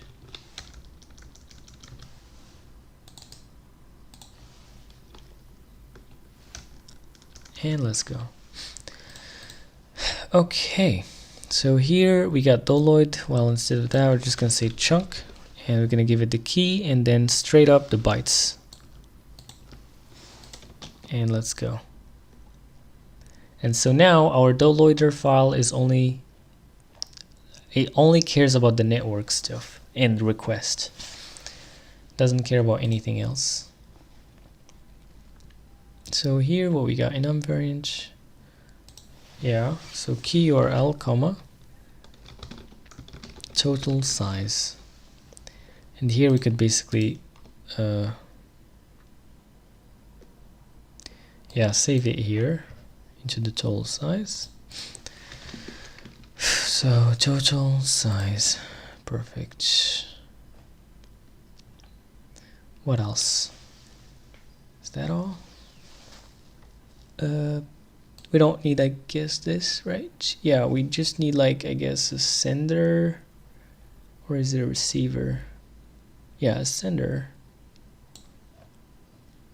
I think. So instead of download progress, we have a download chunk.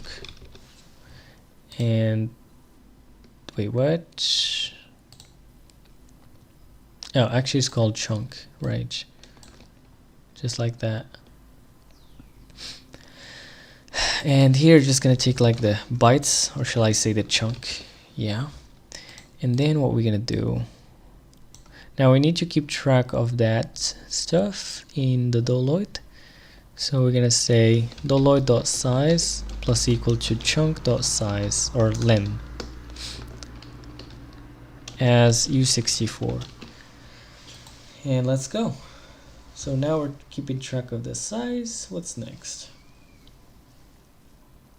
And the total size we're getting at the start of the download. And now what? So now we gotta basically send that.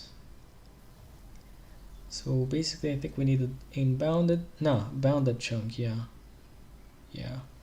So let's go to the download here, and let's add a new thing, which is, so instead of basically of bytes, we're gonna say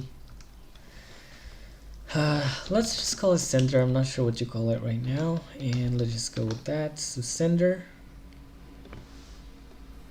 or MPSC, I guess, right?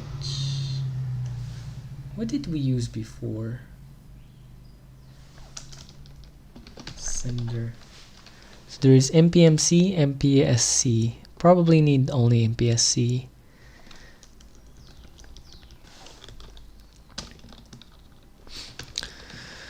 And let's go with the Tokio one. And now what we need here is the bytes. So bytes, and let's go.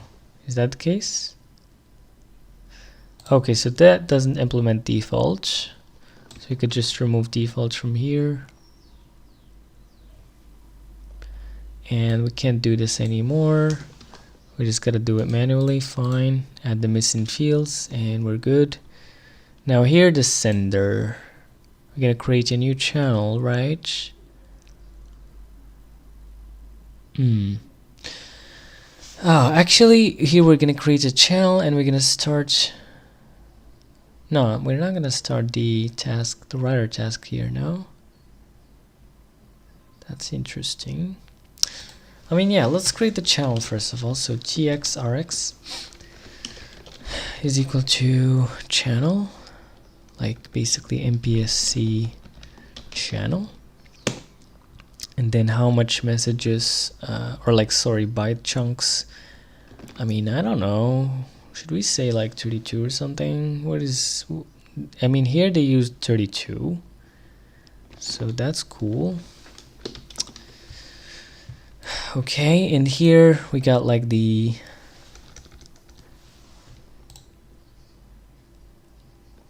I mean, I do need the RX too, and both like the TX and the RX, I think. Yeah. So I guess I'll just store both. So this is like the TX. And then we got the RX, which is like instead of the sender, we got a receiver, I think. And we're good. So now that's done, what we're gonna do next. So whenever, wait a second. Okay, where's the file is getting picked? That's where we're gonna, yeah, here we go. Okay, so here. So if we got some file is equal to file, then we're gonna basically create a file. So like Tokio FS file create, I think. Yeah.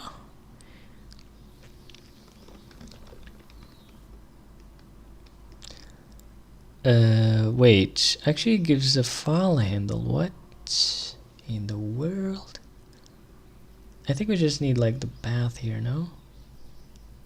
There's even like a write function in read. Bro, what?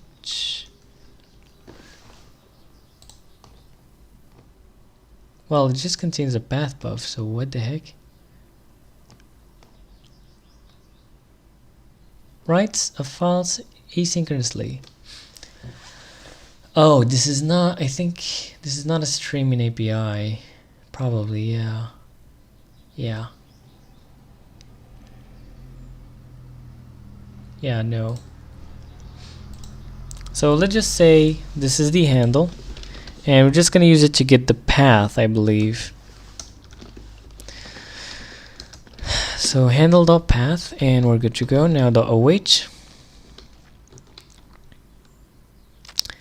And we got the results file. Oh my god. Well, for now, you know, I guess I'll just unwrap for now. Fine. And expected task message, but found that. Okay, so when we create a new file, well, actually right now we're gonna spawn a, you know, a task. So Tokio spawn async move, and let's go. I'm gonna put it here, and we're gonna basically say task perform, actually, I think, or isn't it?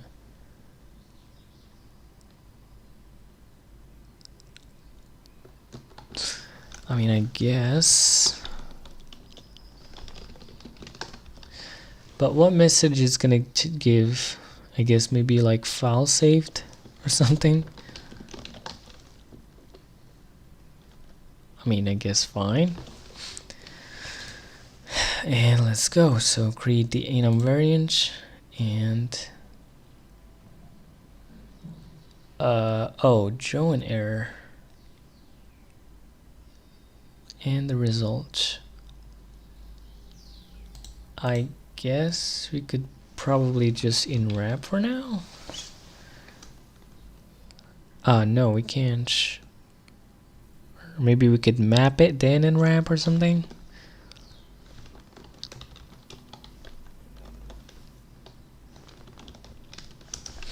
How about this? No? Expected an FN once closure found message. No, it just gives a unit, huh?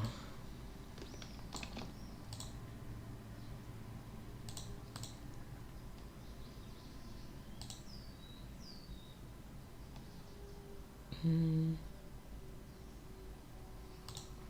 mean, anyways, let's just grab right now an RX, I think. Yeah. So let's just say, well, doloid. Where's the doloid here?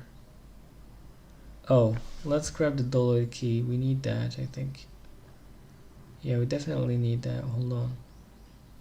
File picked. We're gonna say doloid key. And the file saved, same thing here, doloid key please, and I guess let's go. And apparently we don't need this, maybe.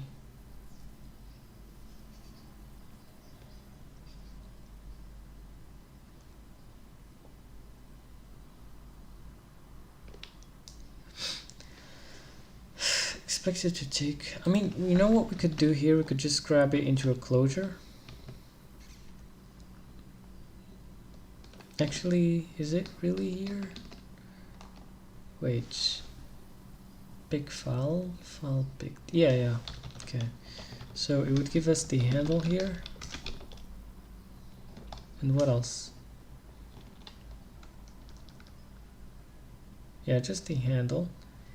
And then we gotta give it the key. Yeah.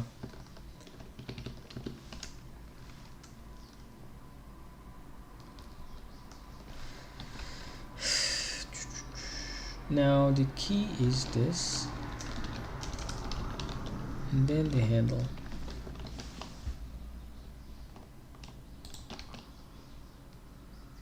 Yeah, that looks good.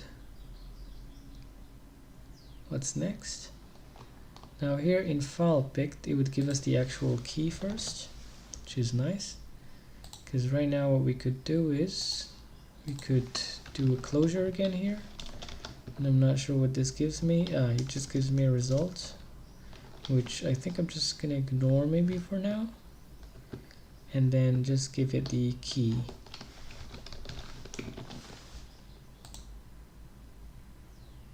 And for the RX, on the other hand, we're gonna say self-dodge doloids.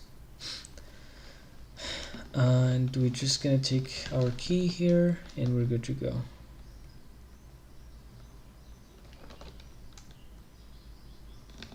So basically RX dodge, wait, actually we're gonna say the RX dot clone, oops, not close, clone, but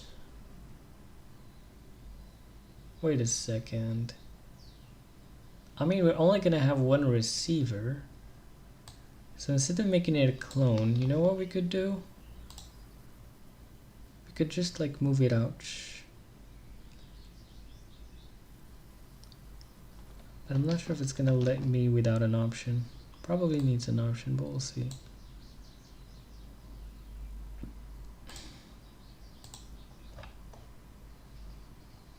So what you do if a file is saved. Right now, we're not gonna do anything. For now. Okay, what is the other errors? Expected task message but found none. I mean, I guess it probably means about this, task none. There's a lot of edge cases that we have to handle later on, but... Oh, wait.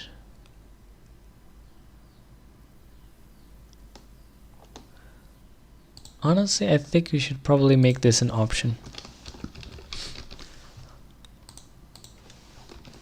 Right? Like this. Because there's going to be one receiver.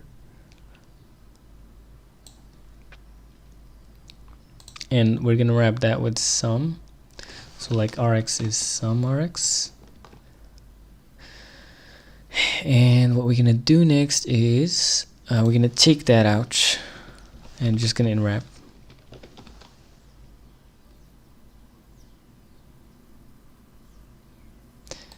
I guess fine. We could say as mute or get mute key. Let's go and reference here. And what's up? No field rx in type. I mean, just in wrap this, yeah, and we're good to go. And yeah, and now we got our rx. Now what's going on here? But it borrows key. Oh, it's trying to borrow it here.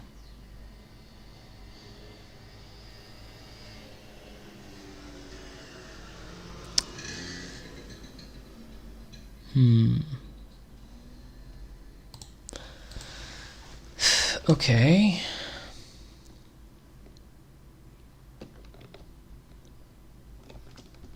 Can we just clone it maybe?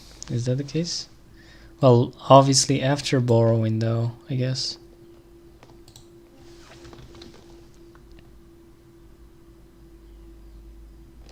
No. Let's call it something else and see if that would work.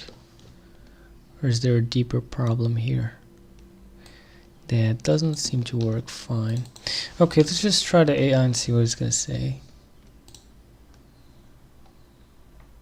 Oh wait, we have some other problems first. So no field progress in type download. Yep, we removed that and we removed this. Next. Ah, move. So that's what I was missing here. Yeah, I'm probably missing it here too. There you go, move. So we could move the key. Yep, sick. And I guess this seems to maybe work. Now what we're gonna do is, after creating the file, while we have some bytes is equal to rx.receive .await, and what's up, I guess it should be mutable or something, yeah. And while that's the case, we're gonna say file.write the bytes.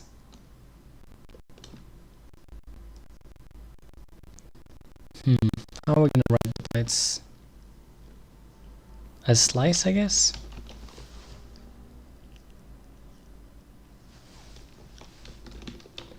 .await, .inwrap for now. Stir as stir is unstable. Method write not found. Import, I guess. Okay. So as slice returns. What if we say write all instead?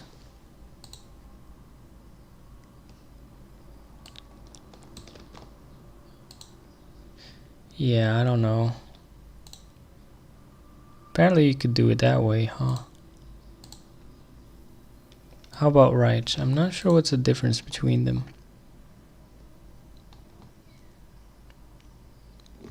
I think write all would basically make sure that it's written all, while write probably could only like partially write something. Yeah, and then you'd have to retry several times. Yeah, that's probably the case. Okay, so I think that's pretty much it, I believe. But wait, since we have only 32 chunks, that means it would stop the download after 32 chunks if we haven't, you know, wrote those chunks here to the disk. And actually, let's try that and really test our back pressure. Pretty much, so that's sick. Alright, let's grab our URL if we have it. It's the URL of crates.io dumpdb.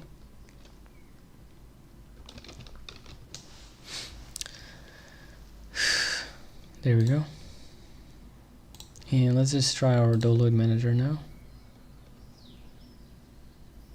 Oh boy, that was a lot of stuff. Download, and look at that. So while the dialog is on, it's actually downloading the chunks, and once it reaches 32 chunks it should stop, and wait for me to select a file, because basically the queue got full. But so far, for whichever reason, it doesn't seem like that's the case, huh? Which is weird. Is that really 32 chunks? Come on. That's weird. I mean, fine, let's try to, I guess, do it here. db-dum.char.jz and open. Oh, crap.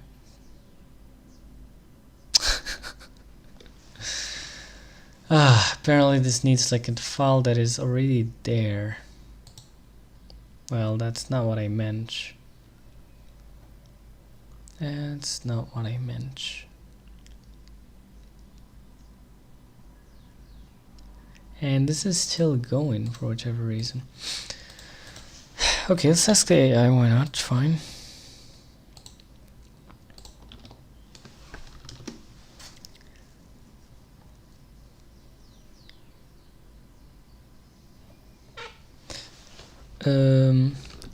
The file picker is trying to pick an existing file instead of creating a new one.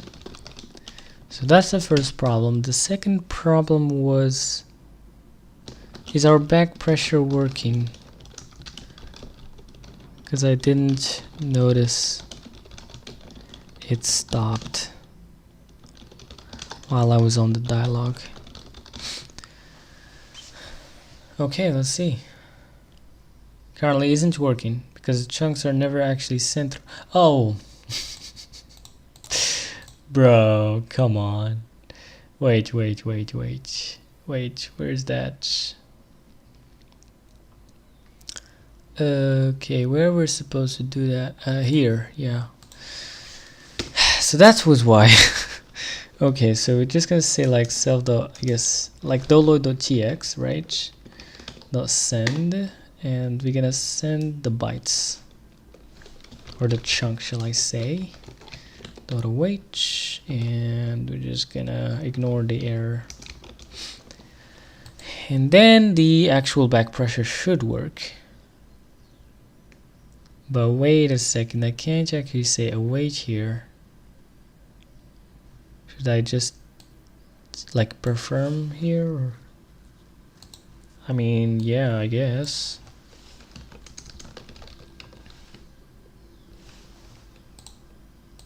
Can we just do this? And I don't know. Yeah, that gives results. I don't care about it. And here,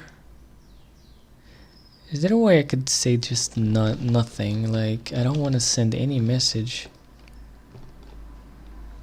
Bruh.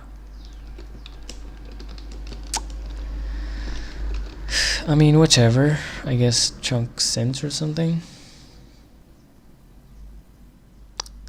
Value moved here. Chunk. Well, let's remove this one. And let's create this enum variant, and we're good. And we're just gonna say none.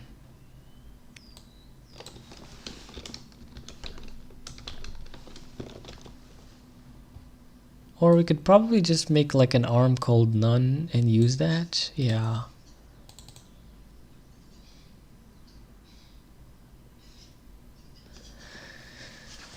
Okay, well, here tx. So instead of dolo.tx, we should kind of like say tx. Doloid.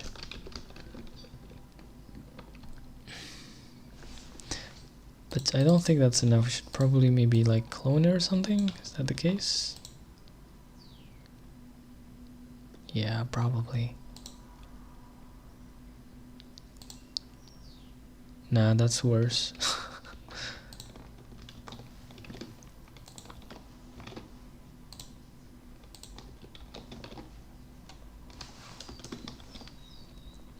Ah, save file, not big file.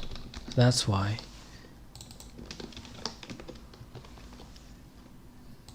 So that's one. Is for opening an existing file. Okay, change this block, blah blah blah, to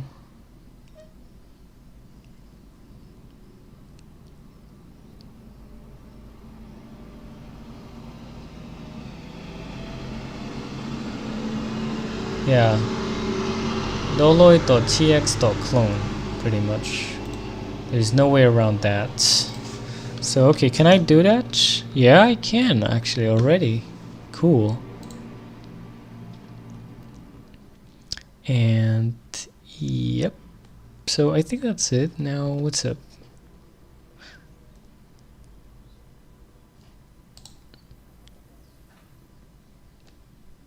Why it's borrowed?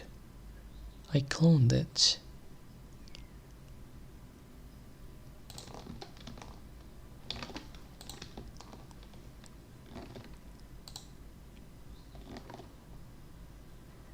Async, yeah, we probably need the async move there.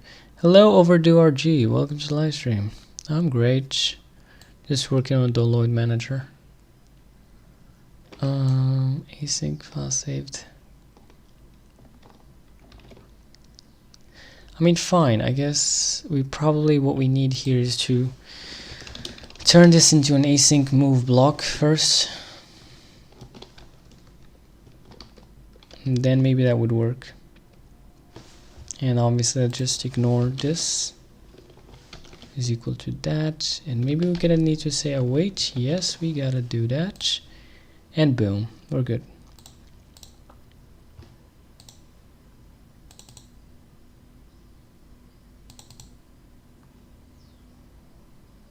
So yeah, can I just like run this now?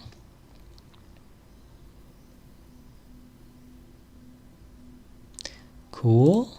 Now let's actually try this. Okay, where's the URL that we were testing with? It's not here anymore. Okay, whichever. Create IO dump link or URL. Come on. I should probably save this into some notepad or something. My god. Yeah, fine. Let's just do that because I can't be doing this every time. Now Doloid. As you can see, it starts downloading and then it just gives you a file picker. But then at some point, if you haven't selected the file yet, it would stop because of back pressure if everything went well. Is that really 32 chunks? Come on, that's too much. You know? I mean, fine, let's try first of all if this works. And then we can test the back pressure later on, fine. So we're gonna go to, I don't know, let's put in desktop for example, and let's call this db-dump.tar.jz, and let's save this. And now it should be actually like saving it to my desktop. 5.1 megabyte now. What? I mean, I guess let's let it finish its job, then we can see what's up.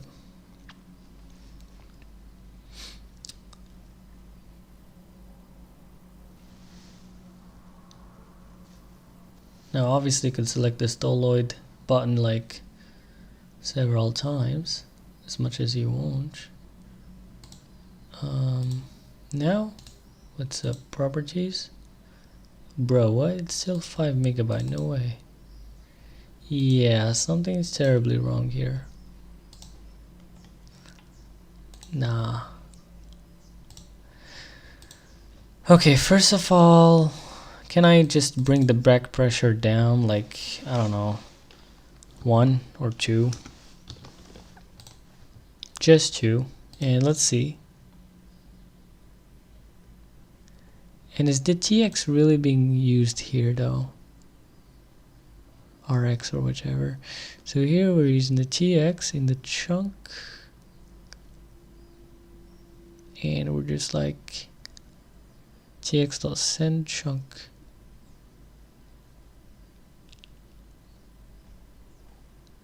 And where we're doing the receive again? Yeah, it's probably in the file picked, yeah.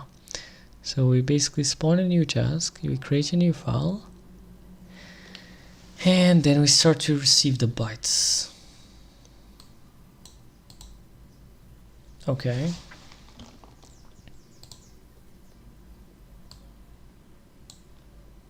Nah, it definitely doesn't respect the back pressure there. No way.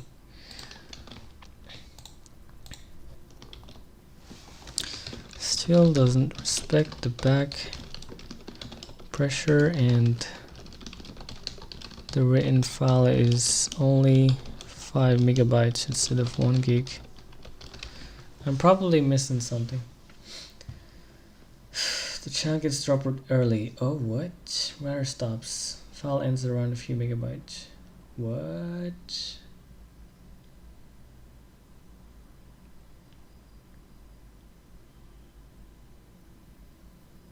Really?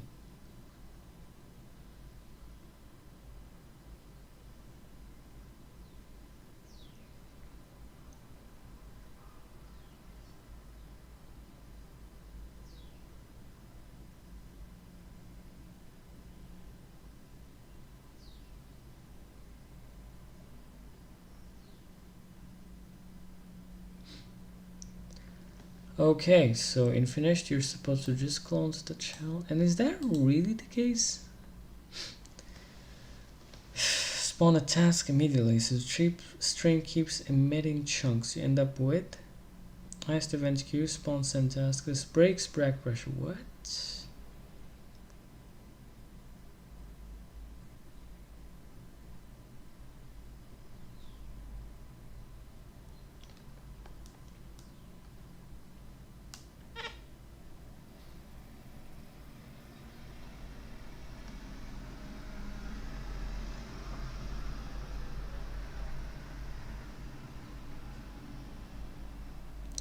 Oh, I don't have to do task spawn in task perform, huh? Yeah. Okay, my bad. Well, that's kind of the first problem there.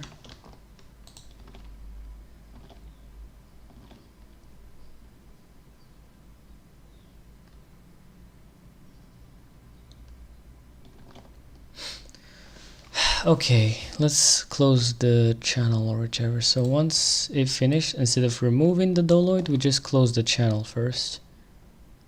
And how we're gonna do that? Well, let's see.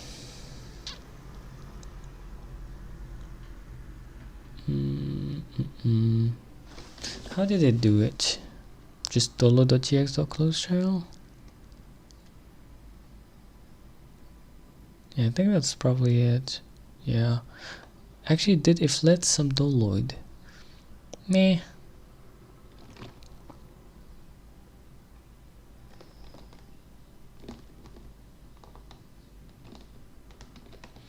Okay, so let's just say doloid. I mean, self.doloids, right? .get mutable, and then give it the key. And we're gonna say in wrap dot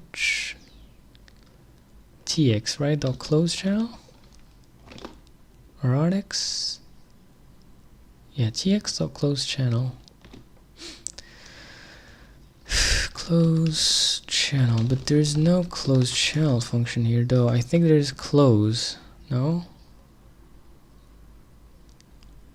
What? I think you just like drop the tx though. To drop, like to close the channel. Yeah, you just drop the tx. Gotcha. So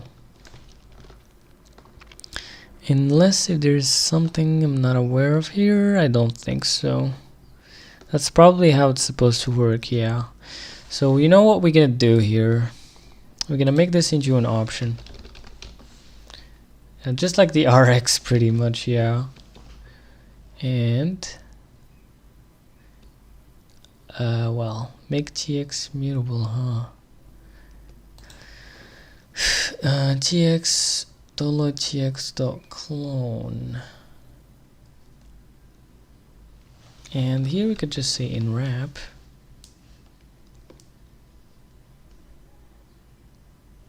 And here we're just gonna take it off and just drop it into the ground on finished. And once the file is done saving here, I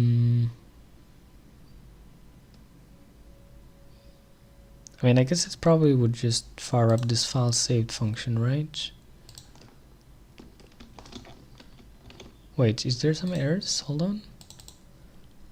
Expected, okay. Some GX, and let's go.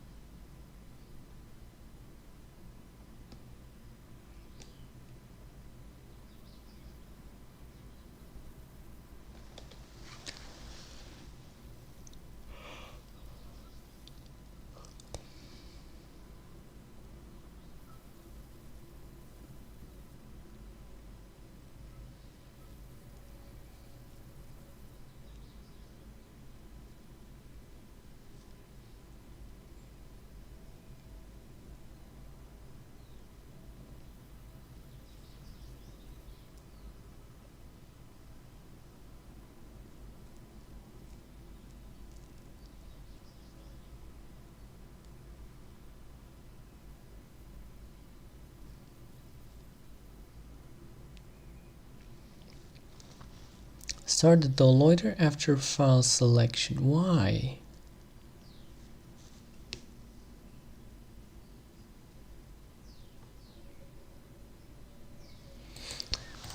No, we want to start the download before the selection happens. Save time.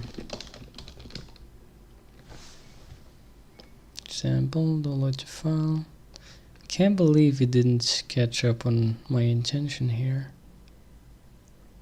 Or maybe it just didn't find a way. Weird, no way. It should be doable. Why can't you work?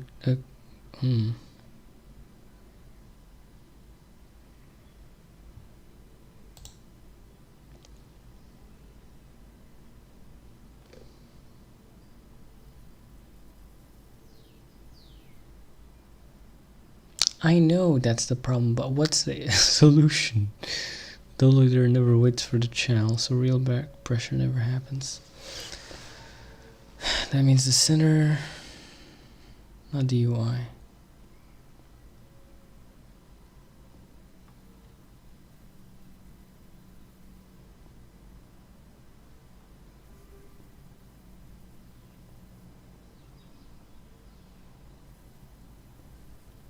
Oh, really? What? So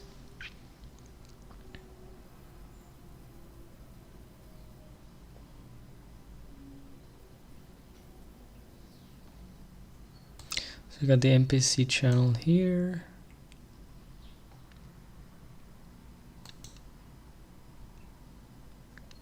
Downloader now pushes the chunks directly to the channel. Oh, really? Real back pressure.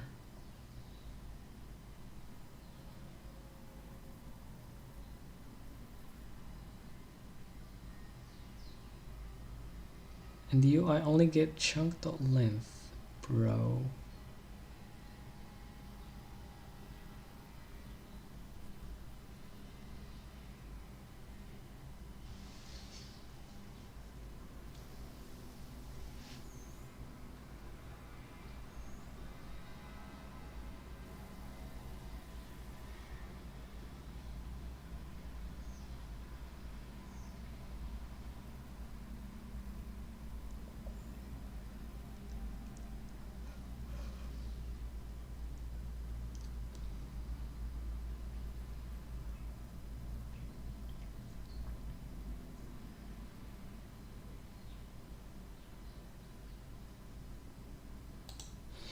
Okay.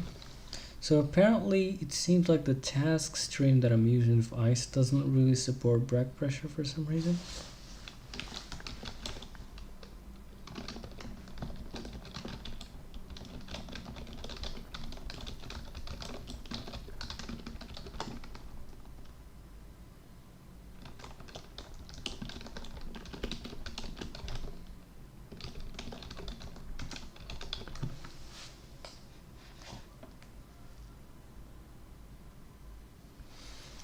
Is in ICE does not propagate back pressure to your producer.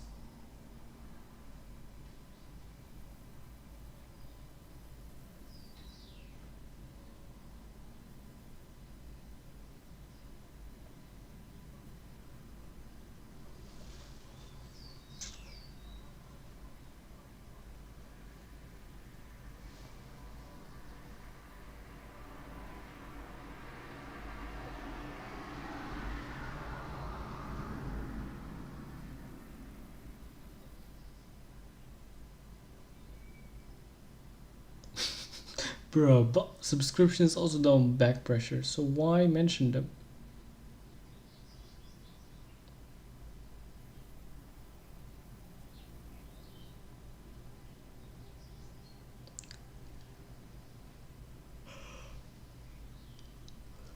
Yeah, no way.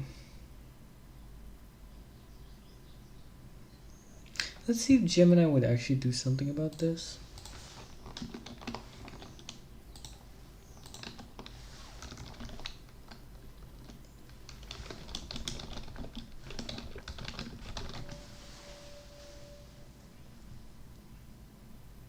Because it seems like to me ChatGPT is just, you know,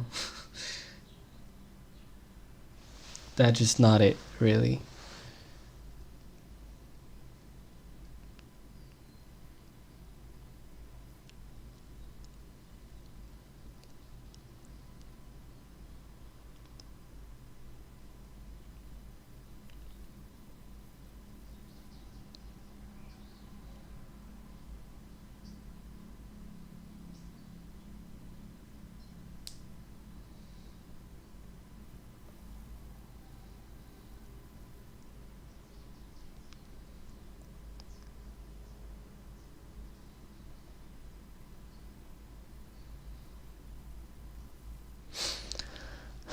Well, one thing though that I remember is that in the downloader we actually used an inbounded receiver stream. So maybe if we like do bounded receiver, then maybe.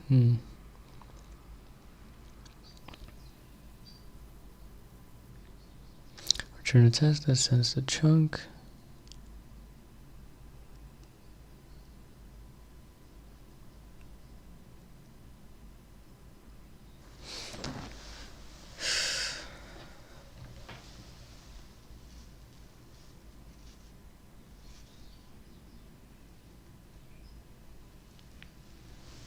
Well,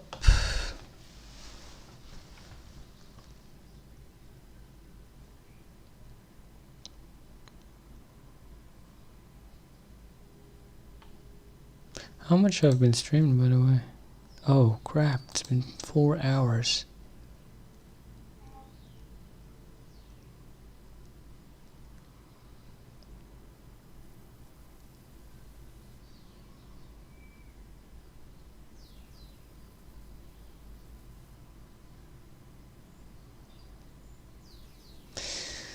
Yeah, no, that sucks, right? So, unfortunately, like using the iced tasks kind of bited us here.